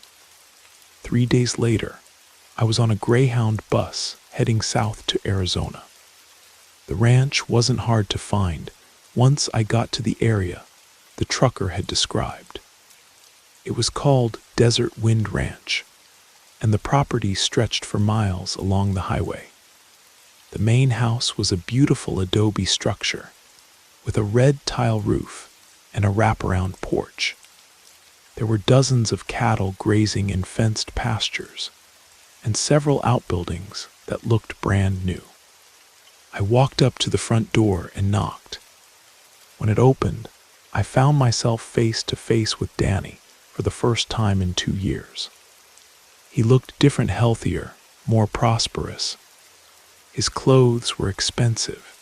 His boots were hand-tooled leather, and he wore a silver buckle on his belt that probably cost more than I made in a month. But his eyes were empty, dead. I wondered when you'd show up, he said, not seeming surprised at all. He led me inside, and I had to admit the house was impressive. Hardwood floors, leather furniture, Native American artwork on the walls. And there, in the corner of the living room, was an elaborate shrine. Candles surrounded a small table covered with a black cloth, and in the center sat that damned bottle, still wrapped in its barbed wire prison. You came because of this, didn't you? Danny said, gesturing toward the bottle. I nodded, unable to speak. Danny walked over to the shrine and placed his hand on the bottle. When he spoke, his voice was different, deeper, older somehow. This isn't just a bottle, Walt. There's something inside it. Something old and powerful. It spoke to me in dreams, made me promises, and it delivered on everyone. He gestured around the room. All of this, the ranch, the cattle, the money. It gave me everything I ever wanted. But there's a price. His eyes met mine, and for a moment I saw a flicker of the brother I remembered. The day this bottle breaks, the day I die, what's inside will be free. And it will take my soul, and the soul of anyone who's nearby. That's why I stay out here, Walt. That's why I can never come home. I felt sick. There has to be a way out of this, Danny. Someone who knows about these things, someone who can help. Danny laughed, but there was no humor in it. You think I haven't tried. You think I haven't spent every waking moment looking for a way out of this bargain. But I could see something in his expression, a tiny spark of hope that he was trying to hide. Maybe, I said, maybe there is someone. That night, Danny told me about a woman in New Mexico, a curandera named Esperanza Morales, who was said to know the old ways of dealing with cursed objects. People came to her from all over the Southwest, bringing problems that couldn't be solved by doctors or priests. 2 days later, we loaded the bottle into Danny's truck and drove north. Esperanza lived in a small village in the mountains, in a house that seemed to grow out of the red rock itself. She was waiting for us when we arrived, as if she'd known we were coming. She was a small woman, maybe 70 years old, with silver hair braided down her back and eyes that seemed to see right through you. Without a word, she led us into her house and gestured for Danny to place the bottle on her kitchen table. The moment it touched the wood, every candle in the room flickered. Esperanza studied the bottle for a long time, walking around the table, occasionally reaching out as if to touch it, but always pulling her hand back at the last second. This is very old, she finally said, her voice carrying a slight Spanish accent. Very dangerous. What's inside was bound by someone who knew the old arts, but he made mistakes. The binding is flawed, which is why it was able to influence you. She looked directly at Danny. You made a bargain with it, didn't you? Traded your soul for worldly success. Danny nodded, unable to speak. Esperanza sighed. There is a way to break the binding, but it's dangerous. If we fail, the entity will be free immediately, and both of you will die. What do we have to do? I asked. She went to a cabinet and began gathering items. A white cloth embroidered with red crosses, a small ceramic jar filled with what looked like black sand, a thick candle made from beeswax, and a piece of charred bone. There's an old cemetery about 20 miles from here, she said. It's been abandoned for 50 years, but it's still consecrated ground. You must go there at exactly 3 a.m, not earlier, not later. Bury the bottle at the base of the largest cross, along with these items. And no matter what you hear or see, don't look back when you leave. She fixed us both with a stern gaze. If you succeed, your brother will be free. If you fail, you'll both join whatever's in that bottle. We spent the rest of that day in prayer and preparation. Esperanza blessed the items she'd given us and drew protective symbols on our foreheads with ash and oil. The cemetery was in a valley between 2 hills, accessible only by a dirt road that hadn't been maintained in decades. We arrived at 2:30 in the morning and waited in the truck until our watches showed exactly 3. The cemetery was small, maybe 50 graves marked by weathered headstones and crooked crosses. The largest cross stood in the center, a granite monument that must have been 8 feet tall. Working by flashlight, we dug a hole at the base of the cross. Danny placed the bottle inside, along with the items Esperanza had given us. As we began covering it with dirt, the temperature dropped suddenly, and our breath began to fog in the air. That's when we heard the voices.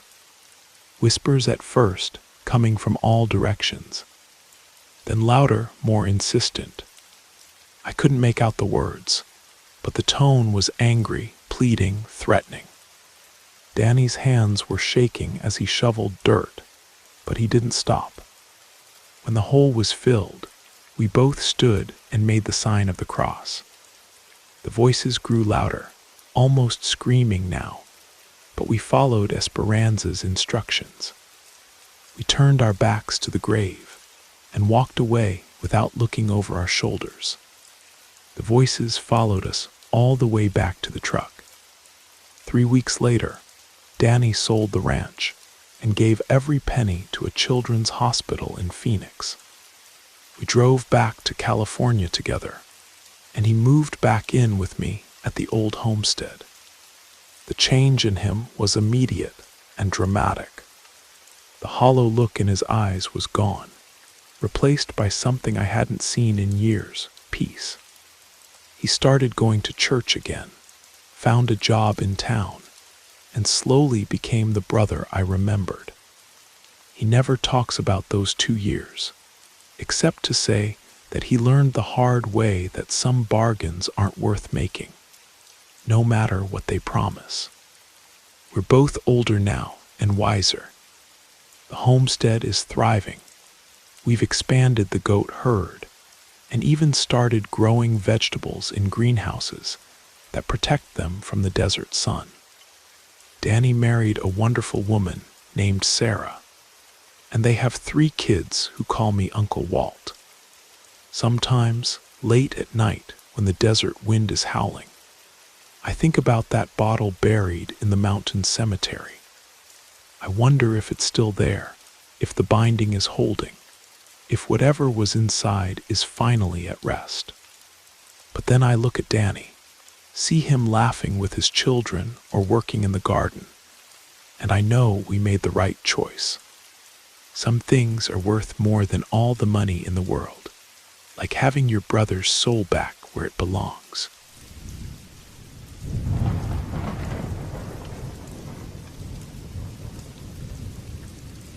My name is Elizabeth Morrison, and I live in Savannah, Georgia. What I'm about to tell you happened to my maternal grandfather, Samuel Thornton, back in 1947 in the small town of Oakwood Springs, deep in rural Georgia. It was a sweltering August afternoon when my grandfather was tending to his vegetable garden behind the house. My grandmother, Ruth Thornton, came running from the house, her face pale with worry. She called out to him urgently. My 12-year-old Aunt Lily was acting strangely, pacing through the house like a caged animal, muttering under her breath. When my grandfather rushed inside, he found Lily in the parlor. Her usually neat auburn hair was disheveled, hanging in wild tangles around her face. But it was her voice that made his blood run cold. Gone was the high, sweet tone of a young girl. Instead, a deep, gravelly voice, unmistakably masculine, rumbled from her throat. My grandfather, a man who had faced down wild boars and Confederate deserters in his youth, felt his hands tremble as he approached her. He grasped Lily firmly by both shoulders and looked into her eyes. They were vacant, staring through him as if he weren't there. "Who are you?" he demanded, his voice steady despite his racing heart. The thing inhabiting my aunt's body straightened up, and when it spoke, the words sent chills down everyone's spine. "I am Colonel Marcus Blackwood of Raven's Hollow," the voice declared with aristocratic authority. "And I have come because this woman," it gestured toward my grandmother, "speaks with the tongue of a sailor and curses like the devil himself." But my grandfather knew this was about more than my grandmother's occasional colorful language.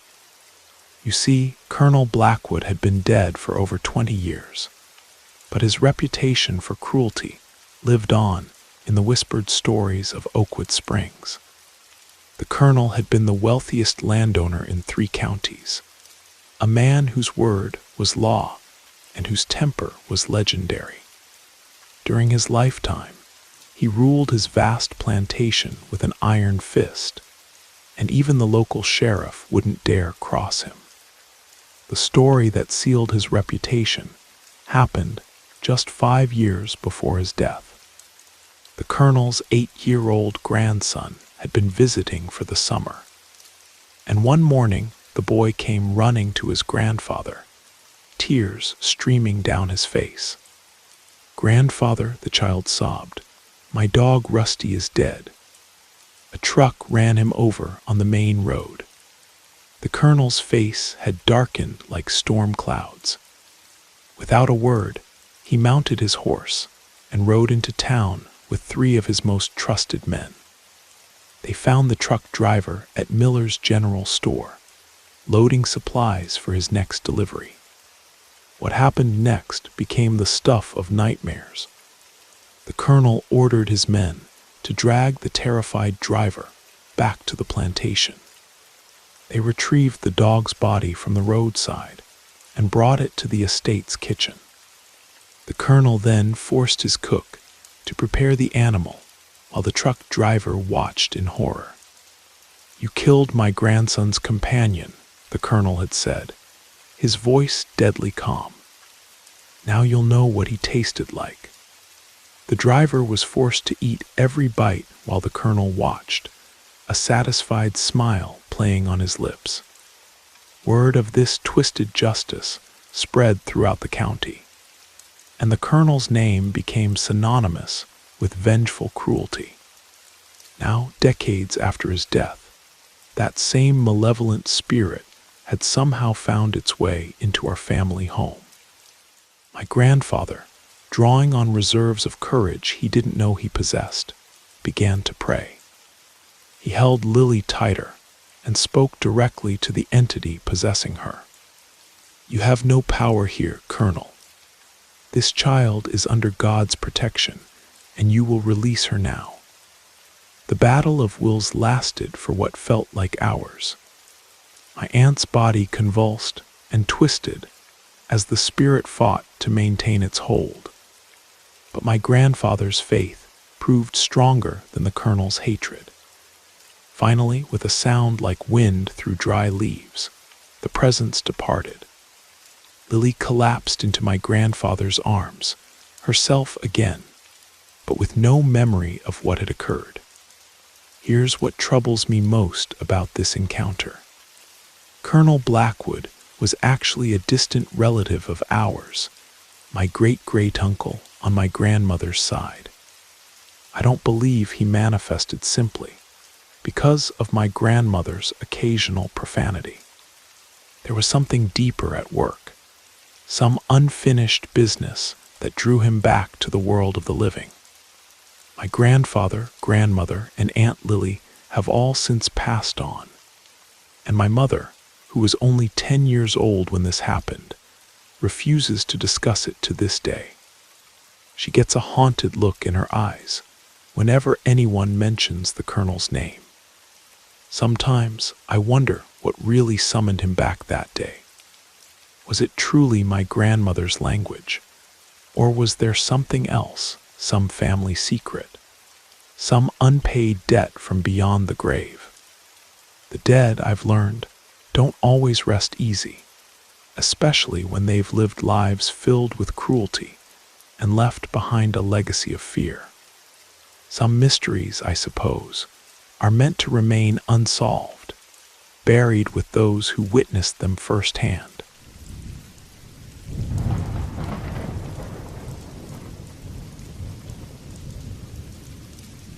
What I'm about to tell you happened to my grandfather, Raymond Mitchell. Though everyone called him Ray more than 50 years ago in the backwoods of northern Michigan, this story has haunted our family for decades, and even now, as I tell it, I can feel the chill that settles in whenever we speak of that night. Ray was a simple man, a logger by trade who lived in a small cabin near Willow Creek. He was known throughout the county as someone you could count on, always ready to lend a hand, share a meal, or offer shelter to anyone in need. But Ray was also deeply superstitious, a man who understood that certain times of the year demanded respect and caution. He had specific days he'd never venture out after dark. The week leading up to Halloween was one of them. Good Friday was another, and he always said that the entire month of February was cursed. Too long, too cold, and too close to the boundary between winter's death and spring's rebirth. It was during the last week of October, 1972, when this encounter took place. Ray had been working a timber section with his cousin Jake, clearing fallen trees after an early ice storm. After a particularly grueling day, Jake wiped the sweat from his brow and turned to Ray with a grin. "Hey Ray, what do you say we head down to Willow Creek tomorrow night? Fish are probably biting good with this cold snap." Ray stopped his axe mid-swing and stared at his cousin like he'd suggested dancing with the devil. "You out of your mind, Jake? It's almost Halloween. I don't go anywhere after sunset this time of year, except to church on Sunday." But Jake was persistent. He'd driven up from Detroit especially for this trip, and he wasn't about to let his cousin's superstitions ruin his vacation. He kept at Ray all through the next day, wearing him down with promises of quick fishing and an early return home. Against every instinct screaming in his head, Ray finally agreed. As the sun set on October 29th, the two men loaded their gear into Jake's pickup truck and headed toward the remote section of Willow Creek, where the fish were said to run deep and plentiful. The old logging road was barely more than 2 tire tracks through the forest, and their headlights carved a narrow tunnel through the darkness ahead. They parked at the road's end and hiked the final quarter-mile to the creek, their flashlight beams dancing across the twisted branches of oak and maple trees. The forest was unusually quiet. No owl calls, no rustling of small animals, just the soft murmur of running water in the distance. They set up their lines and waited. And waited. For 3 hours, they didn't get so much as a nibble. Even the night sounds of the forest had died away completely, leaving them in an oppressive silence that seemed to press against their eardrums. "This is strange," Jake whispered, though he wasn't sure why he felt the need to lower his voice. "Usually can't keep the fish off the hooks this time of year." Ray nodded grimly. He'd been fighting the urge to pack up and leave for the past hour, but he didn't want to seem like a coward in front of his city cousin. That's when Jake suggested they move upstream to a deeper pool he'd spotted earlier.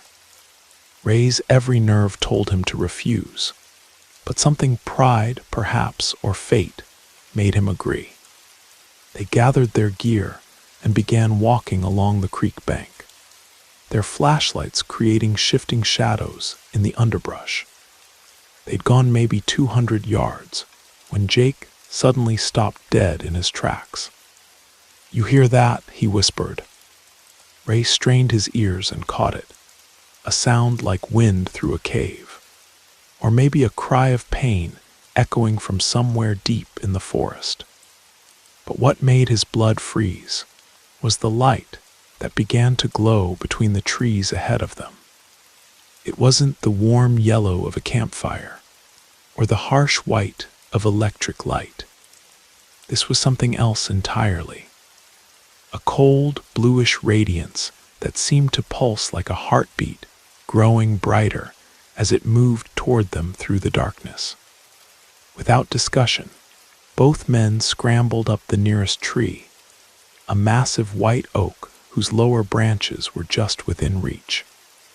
Ray had climbed timber since he was a boy, but his hands were shaking so badly he could barely grip the bark. From their perch 15 feet above the ground, they watched the light approach. As it drew closer, they could make out a pair of eyes reflecting their flashlight beams, eyes that seemed to glow with their own inner fire, fixed directly on their hiding spot. Whatever was out there knew exactly where they were. The thing circled the base of their tree for what felt like hours, but was probably only minutes. Then, just as Ray was beginning to hope it might leave them alone, something began moving in the branches of the neighboring pine tree. Jake, against every survival instinct known to man, clicked on his flashlight and aimed it toward the sound. What they saw will be burned into my memory until the day I die, even though I wasn't there to witness it myself. Hanging upside down from a branch like some impossible bat was the figure of a child, a boy who couldn't have been more than 10 years old. But this was no ordinary child. His skin was the color of fresh snow, so pale it seemed to glow in the darkness. His hair was white as cotton, and his eyes were completely black, not just the pupils, but the entire eye, like looking into bottomless wells. But it was his smile that nearly made both men fall from their perch. The child's lips were black as coal, stretched impossibly wide to reveal teeth that gleamed like pearls in the flashlight beam. And his tongue, dear God, his tongue was far too large for any human mouth, hanging down past his chin like some obscene pink ribbon. The pale child began to descend the tree head first, moving with an unnatural grace that defied every law of physics. His limbs bent at angles that should have been impossible, and he never once lost his grip on the bark. Ray and Jake didn't wait to see what would happen when he reached the ground. They scrambled down their own tree as fast as they could manage, Jake dropping his tackle box in his haste. When they hit the forest floor, they ran. Ray had been a logger for 30 years. He'd run from charging bears and angry wildcats, but he'd never run like he ran that night. His lungs burned and his legs screamed in protest, but he didn't slow down until he reached the pickup truck. Jake had run in the opposite direction, deeper into the forest, and for a terrifying moment, Ray thought he might have to leave his cousin behind. But just as he was trying to decide whether to hotwire the truck or go looking for Jake, he heard the engine of a dirt bike roaring through the trees. Jake came crashing through the underbrush on an old trail bike he'd apparently found abandoned somewhere in the forest. His face was whiter than the pale child's had been, and his hands were shaking so badly he could barely hold the handlebars. "Get in," he screamed. "Get in the truck now." They drove straight to Ray's cabin, neither man speaking a word during the 20-minute ride. It wasn't until they were safely inside with the doors locked and every light in the house blazing that Jake was able to tell Ray what had happened after they separated. "That thing followed me," Jake said, his voice barely above a whisper. "It was playing with me, Ray, like a cat with a mouse. It would run past me so fast I could barely see it move, then appear ahead of me on the trail, just standing there with that awful smile." Jake paused to light a cigarette with trembling fingers. It would climb the trees faster than any squirrel, jumping from branch to branch above my head. Sometimes it would drop down right in front of me, close enough to touch, but when I'd swing at it with a stick, it would just laugh this high, cold sound like breaking glass. "How did you get away?" Ray asked. "I don't think I did get away," Jake replied. "I think it got bored with me. After about 20 minutes of this game, it just disappeared, vanished into the trees like it had never been there at all. That's when I found that old bike and came looking for you." Jake stayed with Ray for 3 more days, neither man willing to venture out alone after dark. When Jake finally returned to Detroit, he was a changed man. He never came back to Michigan for hunting or fishing, and he never spoke of that night again. Ray lived for another 28 years after that encounter, but he never set foot in the forest after sunset again. Not once, and every October, when the leaves began to turn and the nights grew long, he would board up his windows and refuse to leave his cabin until November 1st. He took the secret of what he truly believed they encountered that night to his grave. But sometimes, on particularly dark October evenings, when the wind howls through the trees around Willow Creek, locals say you can still see a pale light moving through the forest. And if you're foolish enough to follow it, you might just meet the pale child with the black eyes and the impossible smile. The thing that plays games with lost souls in the darkness of the Michigan woods.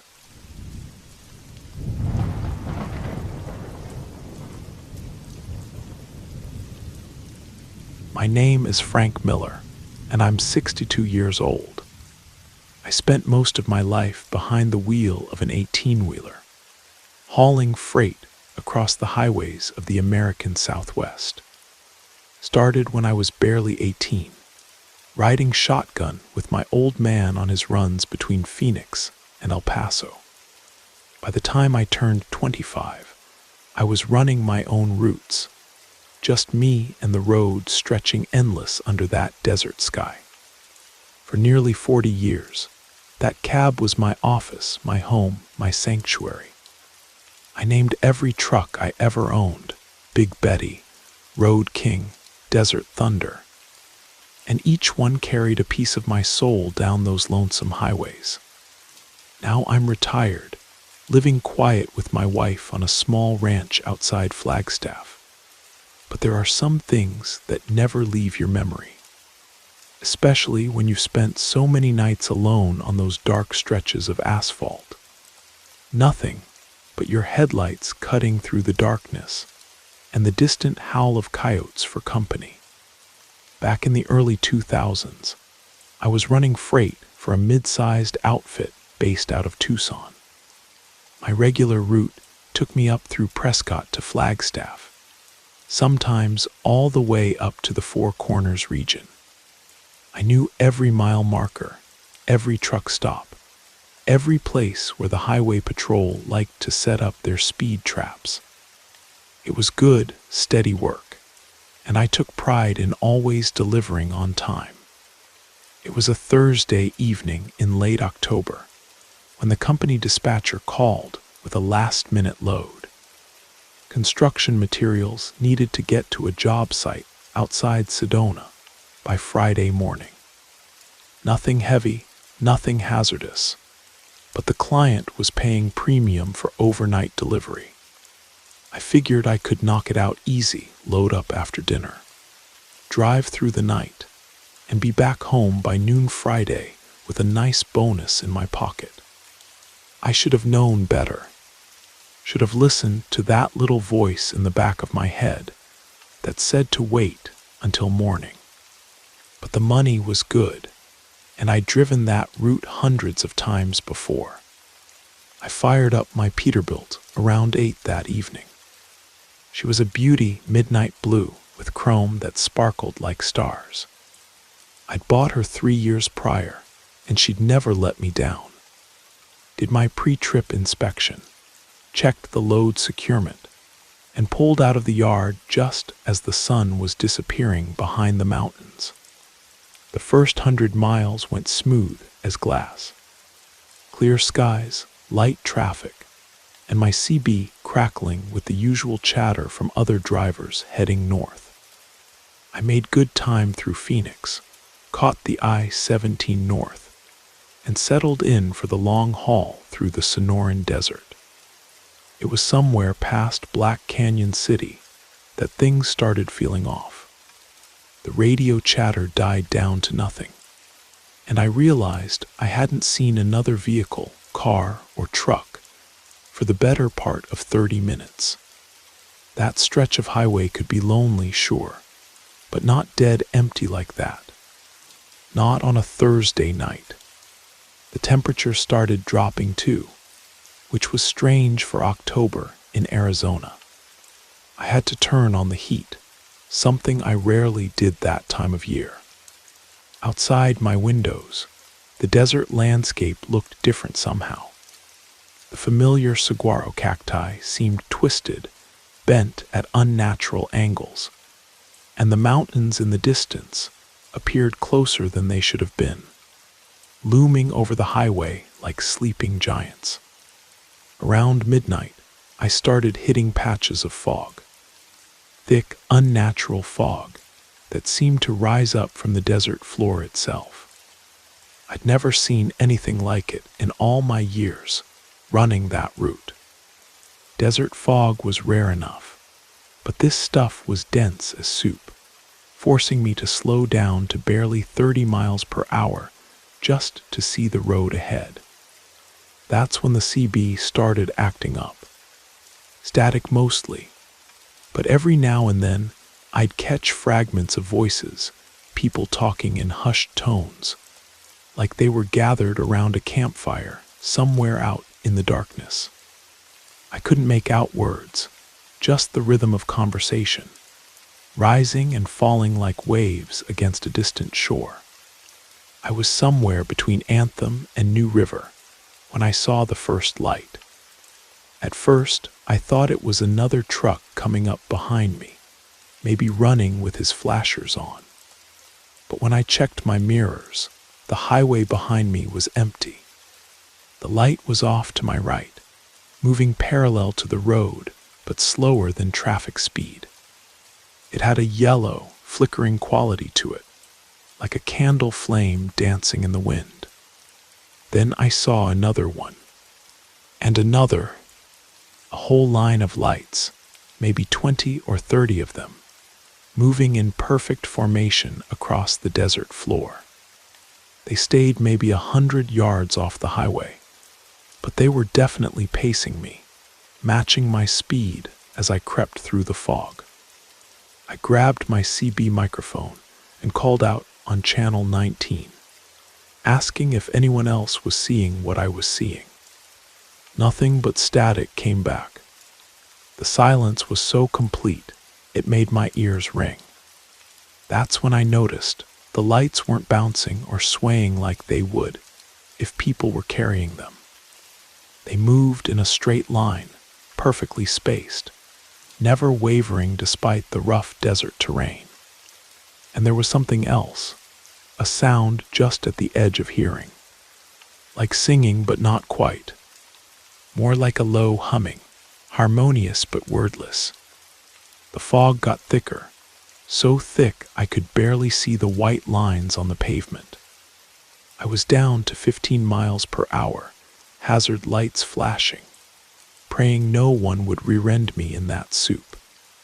The procession of lights kept pace with me, never getting closer, never falling behind. Then my engine started acting up. It began with a slight hesitation, like she was missing on a cylinder. Then the power started cutting out altogether. I managed to coax her over to the shoulder, just as she died completely. Dead silence, except for the ticking of cooling metal, and that strange humming from out in the desert. I tried the ignition. Nothing, not even a click from the starter. The electrical system was completely dead. No dash lights, no CB, nothing. But somehow, impossibly, I could still see those lights out there in the fog, clearer than ever now that I wasn't moving. I sat there for maybe 10 minutes, trying to figure out what to do. My cell phone had no signal, not unusual for that stretch of highway. And my CB was dead with the electrical system. The nearest truck stop was at least 20 miles ahead, and there was no telling when another driver might come along. That's when the lights started moving toward the highway. They came slowly, deliberately, maintaining that perfect formation. As they got closer, I could make out shapes in the fog, tall, thin figures in dark clothing, each one carrying what looked like an old-fashioned lantern. They moved with a strange, gliding motion, their feet never quite seeming to touch the ground. The humming got louder as they approached, resolving into something that might have been words in a language I didn't recognize. It wasn't English, wasn't Spanish, wasn't anything I'd ever heard before. But somehow, impossibly, I understood the meaning, if not the words themselves. They were mourning, grieving for something lost long ago. The procession reached the highway, about 50 yards ahead of my truck, and began crossing the road. One by one, they passed through my headlight beams. Though the lights were supposed to be dead, somehow they were still shining. I got a good look at them then, and I wish to God I hadn't. They were people, or had been once. Men, women, even children, all dressed in old-fashioned clothes from maybe a century ago. Their faces were gaunt, hollow-eyed, with skin like parchment. Some carried lanterns. Others held what looked like small bundles wrapped in cloth. They moved with purpose, heading towards some destination out in the desert on the other side of the highway. But it was their eyes that really got to me. They looked right through me, right through my truck, like we weren't even there. Like we were the ghosts, not them. The whole procession took maybe 10 minutes to cross. 27 figures in all, I counted them, though I couldn't tell you why. When the last one disappeared into the fog on the far side of the highway, the humming faded away to nothing, leaving only the desert wind and the sound of my own ragged breathing. My truck started up on the first try. All the electrical systems came back online like nothing had happened.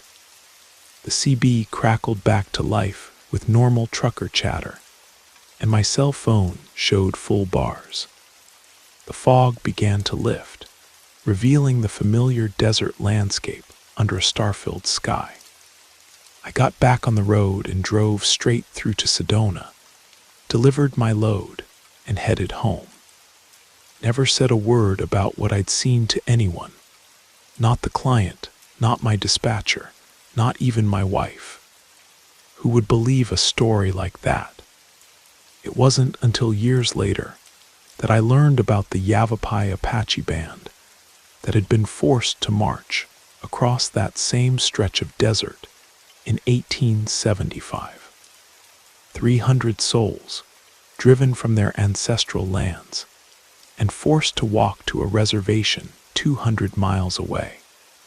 27 of them, men, women, and children, died along the way and were buried in unmarked graves somewhere out in that vast wilderness.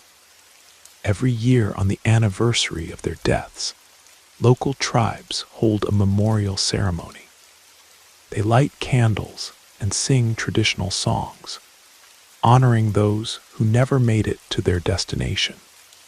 But the ceremony is held on the reservation, not out on the old highway. What I saw that night was something else entirely. Something that's been walking that desert for more than a century, still trying to reach a home they'll never find. I never drove that route at night again. Hell, I retired early partly because of what I experienced out there. Some roads are meant to be traveled in daylight, with plenty of company and the comfort of the familiar world around you. But sometimes, late at night, when the wind is blowing through the pines outside my bedroom window, I still hear that humming, still see those hollow eyes looking right through me toward something I'll never understand.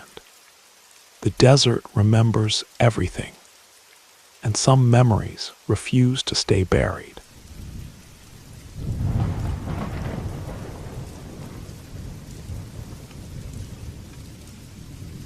My name is Marcus, and I'm from a small town in rural Georgia, nestled deep in the pine forests where the old ways still hold strong.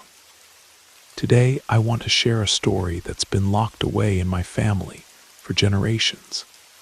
The tale of my great-grandfather Samuel Morrison, a hard-working man raised on cotton fields and Sunday prayers beside crackling fireplaces. Life back in 1923 was the kind of life that broke men's backs and tested their souls.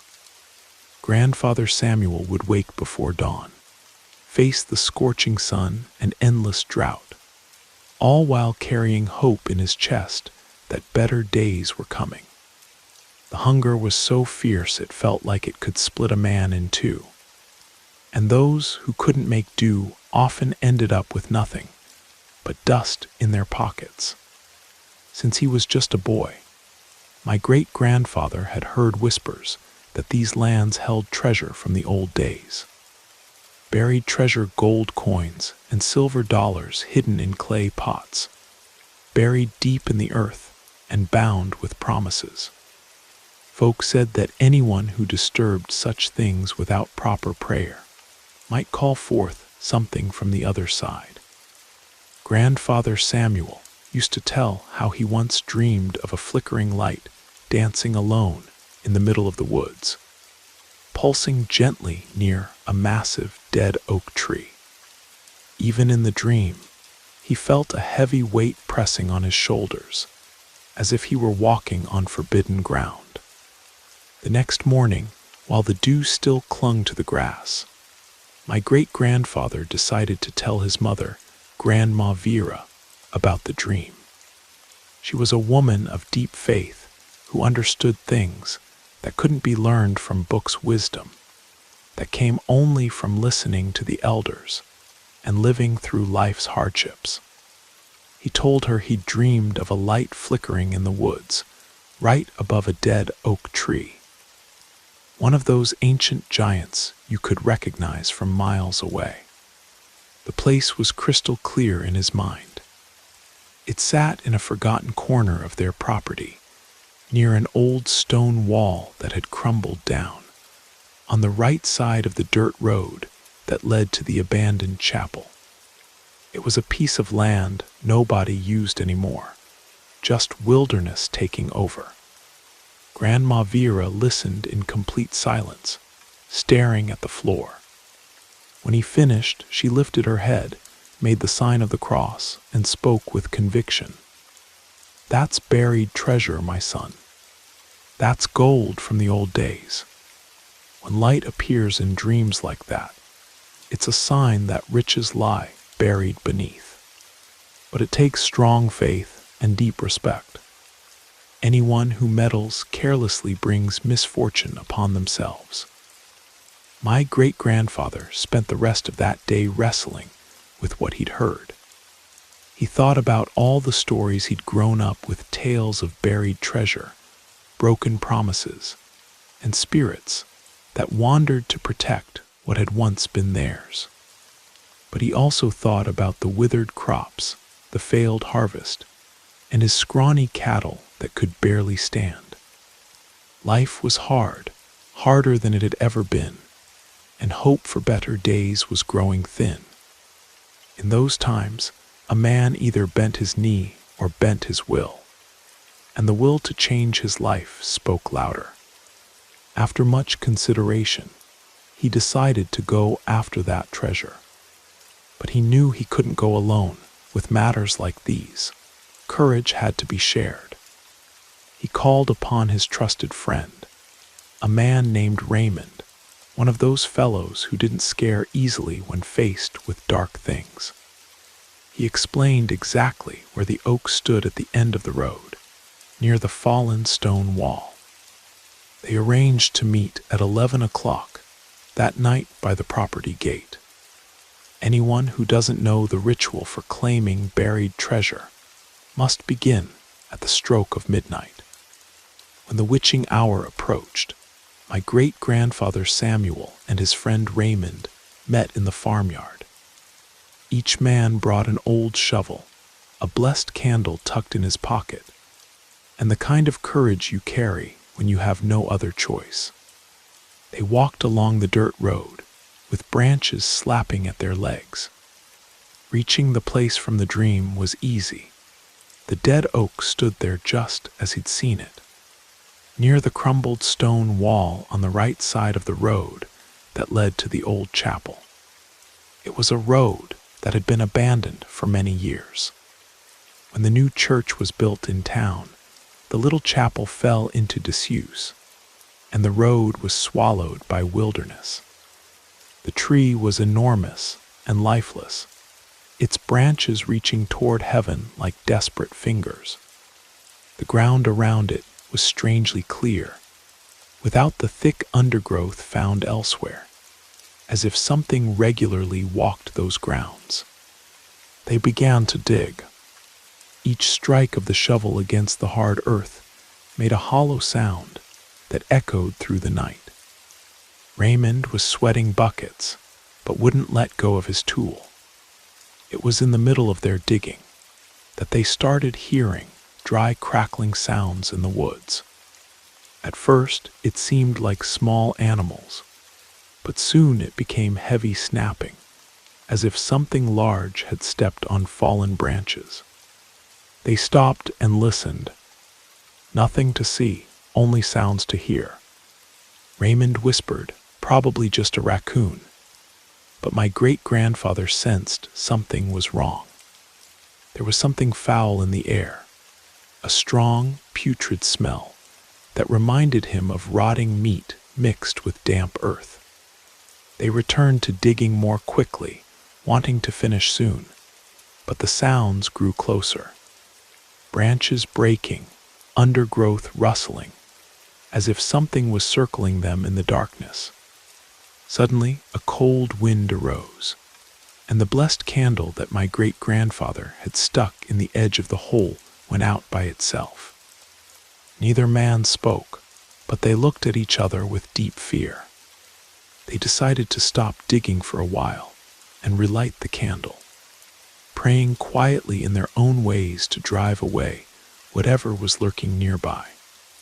Raymond, sweating with trembling hands, said they should leave and try again the next day.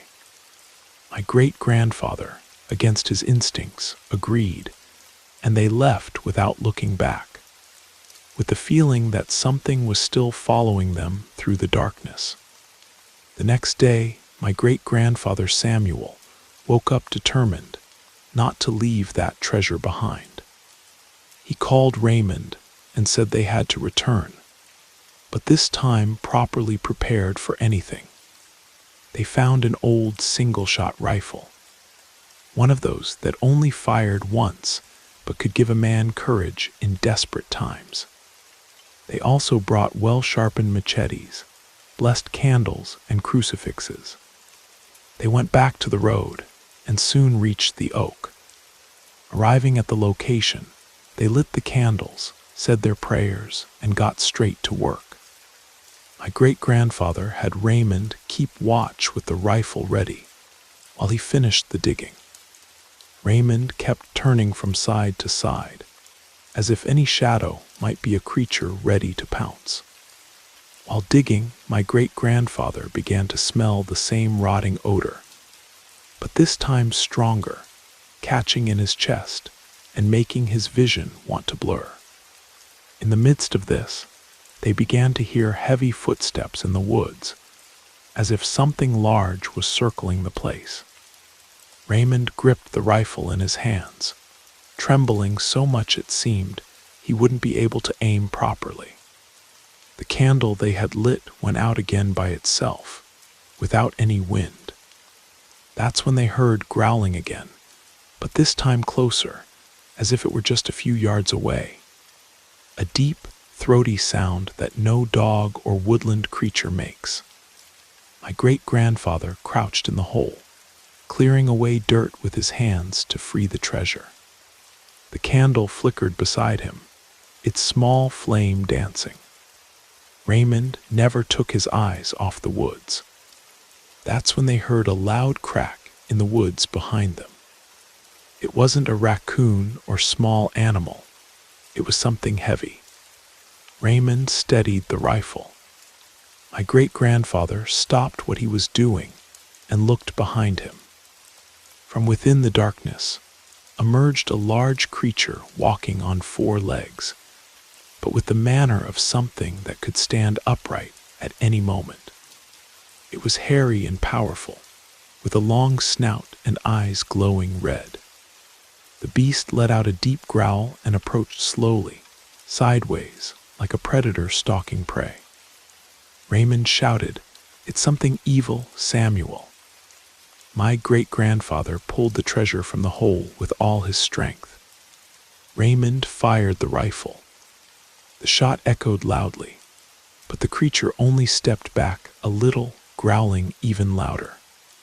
Without wasting time, my great-grandfather grabbed a handful of dirt from the hole and threw it at the beast, following the old teaching that earth from a treasure site won't tolerate evil creatures nearby. The beast let out such an ugly howl that it seemed to split the very road in two, then turned and ran into the woods, breaking everything in its path. They didn't stay to see if it would return. My great-grandfather grabbed the treasure with both hands, and Raymond, holding his machete, cleared the path for them along the old road. They reached the property, gate nearly breathless. Once they crossed to the safe side, they knelt down, thanked God, and swore they would never again meddle with things buried beneath the earth. My great-grandfather only opened the treasure days later, hidden inside his house. Within it were gold coins, more gold than he had ever seen in his life. With time, he bought land and cattle, built a grand house, and became a respected landowner throughout the region. Raymond was also rewarded. He received part of the wealth, opened a general store in town, and became a man of means. People said they had been lucky. Only those who knew the whole story, the family, understood the truth. It wasn't luck. It was courage, and a piece of old land keeping the secrets of a time that had already passed.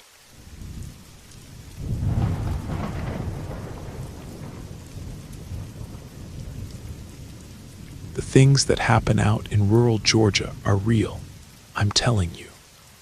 Some folks might doubt it, but I lived through it, and I'll never forget what happened that night. It was during one of those summer county fair weekends. You know, the kind: carnival rides, barbecue contests, and live country music that goes well into the early morning hours. My husband Jake and I were driving home from the festivities around 2:30 in the morning, maybe closer to 3. We were bone tired, windows down, trying to catch whatever breeze we could in that humid Georgia night. Our friends Danny and Mike were following behind us on their motorcycles. They'd had a few too many beers to drive safely, but somehow thought riding those Harleys was a better idea. We were all making our way down Highway 49, that long stretch of 2-lane blacktop that cuts through the pine forests between Macon and our little town of Hawkinsville. That's when Danny pulled up alongside our pickup truck, revving his engine to get our attention. He was pointing frantically behind him, shouting over the rumble of his bike, "There's a woman in a white dress walking back there. Y'all need to stop and give her a ride." The thing was, only Danny could see her. Mike, who was riding right next to him, didn't see anything. Neither did Jake or I when we looked in our mirrors. But Danny was insistent, almost panicked, saying this woman was just walking along the shoulder of the highway in the middle of nowhere, wearing what looked like a long white wedding dress. Jake got spooked immediately. He's always been sensitive to that kind of thing. His grandmother used to tell stories about spirits and haints that roamed the back roads of Georgia. Without thinking, he blurted out, "If that woman steps in front of my truck, I swear I'll drive right through her." The moment those words left his mouth, everything went wrong.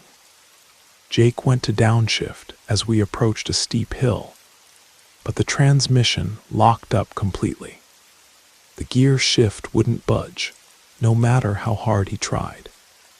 Then, without any input from Jake, the steering wheel started turning on its own.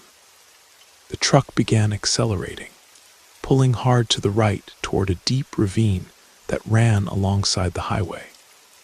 On that stretch of road, there's nothing but a thin guardrail between the asphalt and a 60-foot drop into Kinchafoonie Creek. Ancient oak trees line the ravine, their twisted branches reaching up like skeletal fingers. If we'd gone off that road, they would have found our bodies wrapped around those trees at the bottom of the gorge. I remember grabbing onto the door handle, my knuckles white with fear, thinking, this is it. This is how we die. Jake was fighting the wheel with everything he had, his face pale with terror and confusion. The speedometer was climbing 40, 50, 55 miles per hour, and we were heading straight for that guardrail. Then, just as suddenly as it started, the truck slammed on its brakes, not Jake, the truck itself. We skidded to a stop maybe 10 feet from the edge, gravel flying everywhere, the smell of burning rubber filling the cab. Jake was frozen behind the wheel, his hands still gripping it so tight his fingers had gone white. He was shaking like a leaf, unable to move or speak for what felt like minutes. Finally, in a voice barely above a whisper, he said, "She walked right in front of the truck. She looked right at me." According to Jake, the woman had long black hair that hung straight down past her shoulders, and she was wearing a flowing white dress that seemed to move without any wind. But the worst part was her face, or lack of one. He said where her features should have been, there was just smooth, pale skin, like looking at an unfinished sculpture. She'd stepped directly into the path of our headlights, stood there for maybe 10 seconds just staring at him with that blank face, then continued walking into the woods on the other side of the highway. The rest of us, Danny, Mike, and I, we never saw a thing. We didn't drive that stretch of Highway 49 at night for weeks after that incident. Jake changed too. He used to joke around about ghost stories and supernatural stuff, calling it all nonsense. But after that night, he became serious and quiet whenever the topic came up.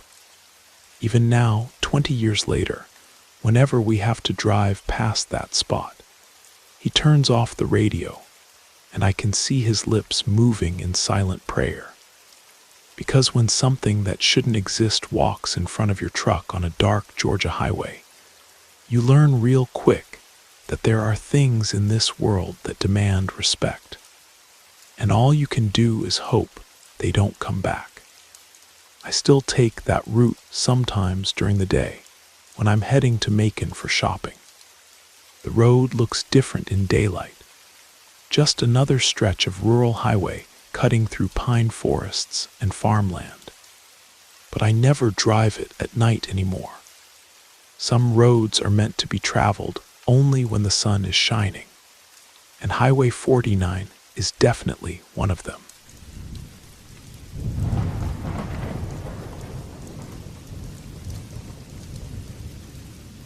I've seen things that would make most people question their sanity, but what happened to me on Interstate 75 outside of Valdosta, Georgia, still gives me chills whenever I think about it.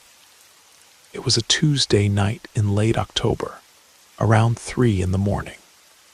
I was driving back from a business conference in Jacksonville, Florida, taking the long route home to Atlanta because I wanted to avoid the heavier traffic on I-95. The interstate was practically deserted at that hour. Just me, the occasional semi-truck, and mile after mile of pine forests stretching out into the darkness on both sides of the highway. I had just passed through one of those small towns where they drop the speed limit to 45 and post a deputy sheriff right behind a billboard to catch speeders. I was being extra careful, keeping my cruise control set at exactly the speed limit, when I happened to glance over at the shoulder of the road. That's when I saw her. A woman was standing on the grass median between the northbound and southbound lanes, perfectly still, wearing what looked like a long white dress, or maybe a nightgown. At first, I thought she might be in some kind of trouble. Maybe her car had broken down, or she'd been in an accident. But as I got closer, I realized something was very wrong with what I was seeing. I couldn't make out her face. Not because it was too dark. My headlights were hitting her directly, and there was enough light from the moon to see clearly. It was like there was a shadow covering her features, but not a natural shadow. It was as if someone had taken an eraser and wiped away everything from her neck up, leaving just a dark, undefined space where a face should be. The strangest part was that she wasn't moving at all, not swaying in the wind, not shifting her weight from foot to foot like people do when they're standing still. She was statue still, arms at her sides, facing the direction I was traveling like she was waiting for something. I felt this cold sensation wash over me, starting at the base of my neck and spreading down my spine. My hands started shaking on the steering wheel, and I had this overwhelming urge to pull over and help her, even though every instinct I had was screaming at me to keep driving. I gripped the wheel tighter and kept my eyes on the road ahead, but I couldn't resist checking my rearview mirror as I passed her. When I looked back, she was gone, completely vanished. There was no sign that anyone had ever been standing there at all. But here's the thing that really got to me. While I was driving past her, it felt like time was moving differently, like I was underwater, or in a dream where everything happens in slow motion. The digital clock on my dashboard seemed to be moving slower than it should, and I could hear my own heartbeat echoing in my ears louder than the sound of the engine. I pulled over at the next exit, hands still trembling, and sat in the parking lot of a 24-hour truck stop for about an hour, trying to make sense of what I'd just experienced. I bought a cup of coffee and asked the night clerk if he'd heard any reports of accidents or stranded motorists on that stretch of highway. He just shook his head and looked at me like I might be losing my mind. The drive home to Atlanta felt like it took forever. I kept checking my mirrors, expecting to see that white dress and shadowless face again. Every time I passed under an overpass or through a stretch where trees lined the highway, I held my breath. Since that night, I've changed my travel habits completely. I don't drive alone on long trips anymore, especially not in the middle of the night. I keep a rosary hanging from my rearview mirror now, and I always check the shoulder of the road twice before passing any area that looks like it might be a spot where someone could be standing. I've tried to research that stretch of I-75, looking for any history of accidents or unexplained phenomena, but I haven't found anything concrete. Maybe that's for the best. Some things are better left unexplained.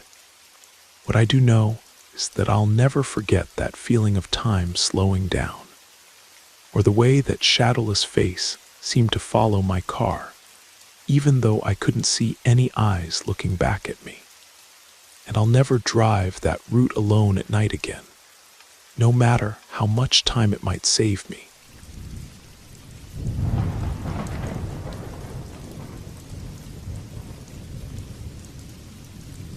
My name is Vincent. I'm 61 years old, and I live in a small town called Dalunga up in the North Georgia mountains. What I'm about to tell you happened back in the late 90s, when I was still working as a trail surveyor for timber companies that operated in the Chattahoochee National Forest. It was hard work clearing paths, marking trees, setting up GPS coordinates for logging operations. In those days, I spent more time in the wilderness than I did at home. We'd sleep in hammocks strung between trees, eat canned beans, and whatever fish we could catch from the mountain streams. It wasn't an easy life, but it paid the bills, and I'd always been more comfortable in the woods than in town anyway. I was working with a small crew that summer, just 4 of us total, and we'd set up our base camp near a creek in a particularly dense section of forest, about 15 miles northwest of Dalunga. The area was thick with old-growth hardwoods, massive oaks, hickories, and maples that had been standing for probably 100 years or more. It was beautiful country but isolated. The kind of place where you could go days without seeing another human being. On our third day there, I volunteered to hike deeper into the forest alone to take some GPS readings at specific coordinates our supervisor had marked on the map. It was late afternoon when I started out, maybe around 4:30 or 5 o'clock. I figured I had enough daylight to get the readings and make it back to camp before dark. I'd been walking for about an hour, following old deer trails and occasionally marking trees with spray paint so I could find my way back, when I noticed the weather changing. But it wasn't changing in any normal way. There were no storm clouds rolling in, no wind picking up. Instead, the air just became heavy and oppressive, like someone had thrown a wet blanket over the entire forest. Then the silence hit. In all my years working in the woods, I'd never experienced anything like it. No birds singing, no squirrels chattering, no insects buzzing. Even the sound of my own footsteps seemed muffled, like the forest itself was absorbing every noise. It was the kind of silence that makes your ears ring and your skin crawl. I stopped walking and stood perfectly still, listening. That's when I caught the smell, a mixture of wood smoke and something else, something organic and unpleasant, like meat that had been left out in the sun too long. It was faint at first, but it grew stronger with each breath I took. I turned to look behind me, thinking maybe there was a campfire somewhere nearby that I hadn't noticed. That's when I saw movement in my peripheral vision, something dark and quick darting between the trees about 50 yards to my left. At first, I thought it might be a wild boar or a black bear, but the movement was wrong. Too fast, too erratic. I took a few more steps forward, trying to get a better look, and that's when I saw it clearly. Standing directly in the middle of the trail, maybe 30 feet ahead of me, was something that shouldn't have existed. It was short, probably no taller than 4 feet, with a stocky, humanoid body covered in dark, matted fur. But it was the eyes that really got my attention, two glowing red orbs that seemed to emit their own light in the gathering dusk. The creature didn't move. It just stood there, blocking my path, staring at me with those burning eyes. I felt paralyzed, like my feet had grown roots and anchored themselves to the forest floor. We stayed like that for what felt like several minutes, neither of us moving, neither of us making a sound. Then, without the creature's mouth moving, I heard a voice inside my head. It wasn't my own voice, and it wasn't speaking English exactly, but somehow I understood the meaning perfectly. This forest has an owner, that was all. Just those 5 words, but they came with a weight and authority that made my blood run cold. The creature held my gaze for another few seconds, then turned and disappeared into the undergrowth so quickly that I almost wondered if I'd imagined the whole thing. I stumbled back to camp that evening, shaking like a leaf. I didn't tell the other guys what had happened. I just said I was feeling sick and needed to head back to town the next morning. They didn't ask too many questions. Wilderness work attracts men who understand that sometimes you need to trust your instincts without explaining them. I never went back to that section of the Chattahoochee National Forest. In fact, I changed careers entirely not long after that incident. These days, I work in town, fixing small engines and staying as far away from deep woods as possible. But I did learn something from that encounter. Now, whenever I have to go into any forest, even just to hunt or fish. I always announce myself out loud as soon as I cross the tree line. I say something like, "I'm just passing through, and I mean no harm."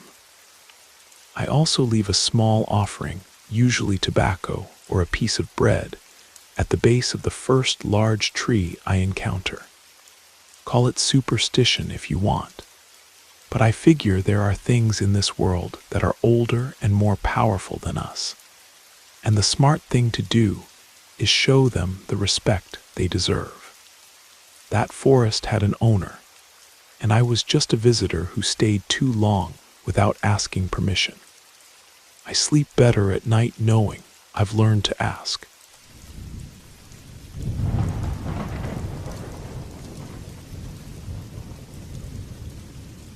I've lived on ranches most of my life, scattered across Texas and New Mexico, and I've seen things that would make most city folks think I'd lost my mind. But animals don't lie, and dogs especially have a way of sensing things that we humans miss entirely.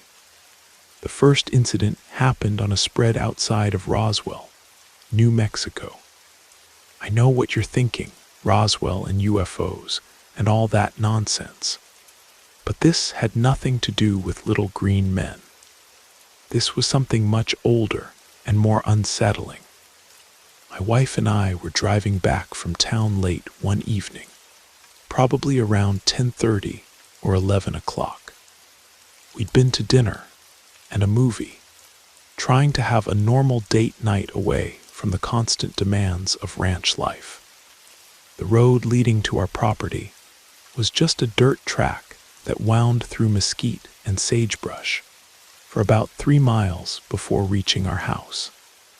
As we came around a bend, our headlights illuminated something that made us both catch our breath. About 100 yards ahead of us, standing right in the middle of the road, was a pure white horse with a rider on its back. At that distance, we couldn't make out much detail about the person, just that they appeared to be wearing dark clothing and sitting perfectly still in the saddle. The strange thing was that neither the horse nor the rider moved when our headlights hit them. Most horses would have shied away from the sudden bright light, or at least turned their heads to look at us. But this horse stood like a statue, and the rider never so much as shifted in the saddle. Then, without any warning, the horse began running directly toward us. Not cantering or trotting, but a full gallop, kicking up dust clouds that looked ghostly white in our headlights. The sound of hoofbeats was getting louder and closer, and I could swear I heard what sounded like whooping or shouting coming from the rider. My wife grabbed my arm and said, "Drive. Just drive." So I gunned the engine, and we raced toward our property gate, which was still about half a mile away. I kept checking the rearview mirror, expecting to see that white horse bearing down on us, but there was nothing there. When we reached our gate, I stopped the truck and looked back down the road. The horse and rider were nowhere to be seen. It was like they had vanished into thin air. But what really bothered me was that the road continued straight for another 2 miles past our property before reaching the main highway. If they had kept riding in the direction they were going, we should have been able to see them in the distance. The desert is flat there, and it was a clear night with good visibility. We never saw them reach the highway. They just disappeared. The second incident happened a few months later, right on our property. I was doing my final check of the livestock before heading to bed, which was part of my nightly routine. We had about 50 head of cattle in a pasture near the house, along with a few horses and some chickens we kept for eggs. Our 3 dogs, a German Shepherd, a blue heeler, and a mixed breed we'd rescued from the pound started barking like they'd seen the devil himself. These weren't normal barks either. These were the kind of terrified, aggressive sounds that dogs make when they encounter something that threatens them on a primal level. I grabbed a flashlight and my rifle and went outside to see what was causing the commotion. The dogs were all standing at the edge of our fenced yard, hackles raised, teeth bared, staring toward the cattle pen about 50 yards away. That's when I saw him. Crouched down next to the water trough was a man, or at least something that looked like a man from a distance. He was hunched over, and at first glance, I thought it might be my elderly neighbor, Jim, who sometimes helped out with the cattle. Jim was a small, wiry guy in his 70s, and from behind, this figure had a similar build. I called out, "Jim, that you?" But the figure didn't respond. Instead, it slowly turned its head in my direction, and I could see that whatever I was looking at, it definitely wasn't Jim. The face was wrong, too pale, too angular, with eyes that seemed to reflect my flashlight beam like an animal's.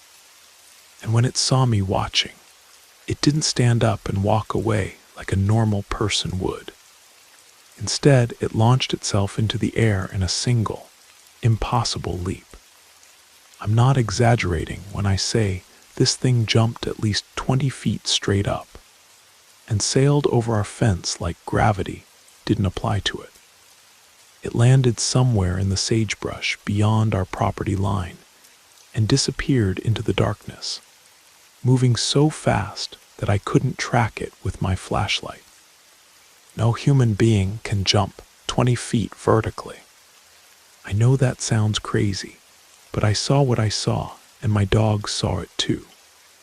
They were still growling and whimpering for the rest of the night, and they refused to go anywhere near that part of the property for weeks afterward. The third and most terrifying incident happened when I was just a kid, maybe 9 or 10 years old, visiting my great-grandfather's ranch in West Texas.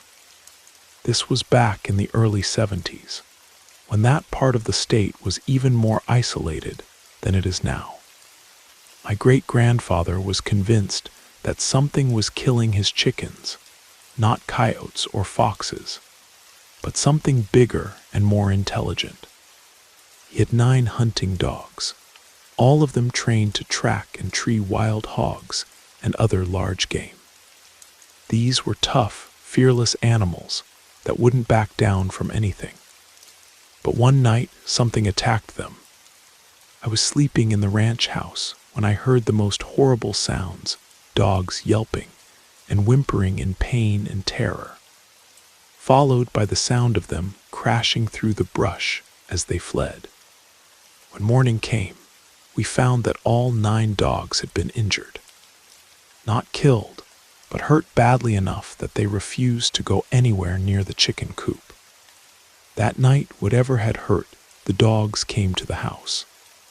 I was lying in bed, listening to my great-grandfather and my father talking in low voices in the kitchen, when I heard scratching at the front door.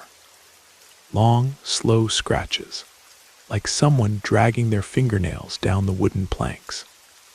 The scratching went on for several minutes, accompanied by a smell that I'll never forget, like roadkill mixed with wet dog fur. My great-grandfather grabbed his shotgun and fired a round through the door. We heard a sound that was part growl, part scream, and definitely not human.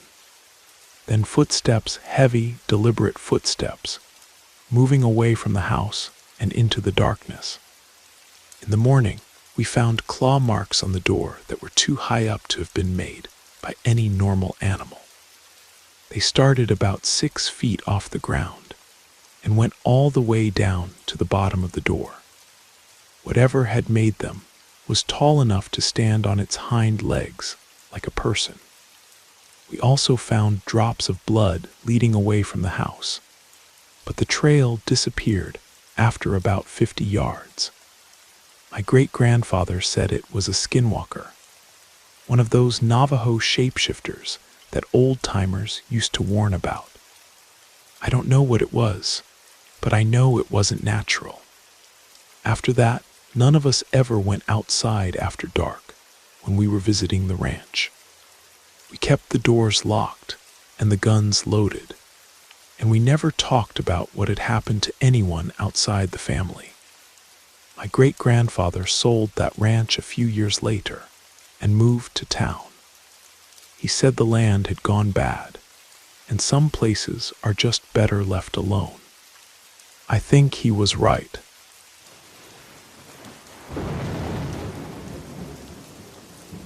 You made it to the end of the stories. That means it's the perfect time to subscribe so you don't miss future episodes. And if you haven't already, leave a like and drop a comment. I'd love to hear your thoughts. Have a great time relaxing, and good night.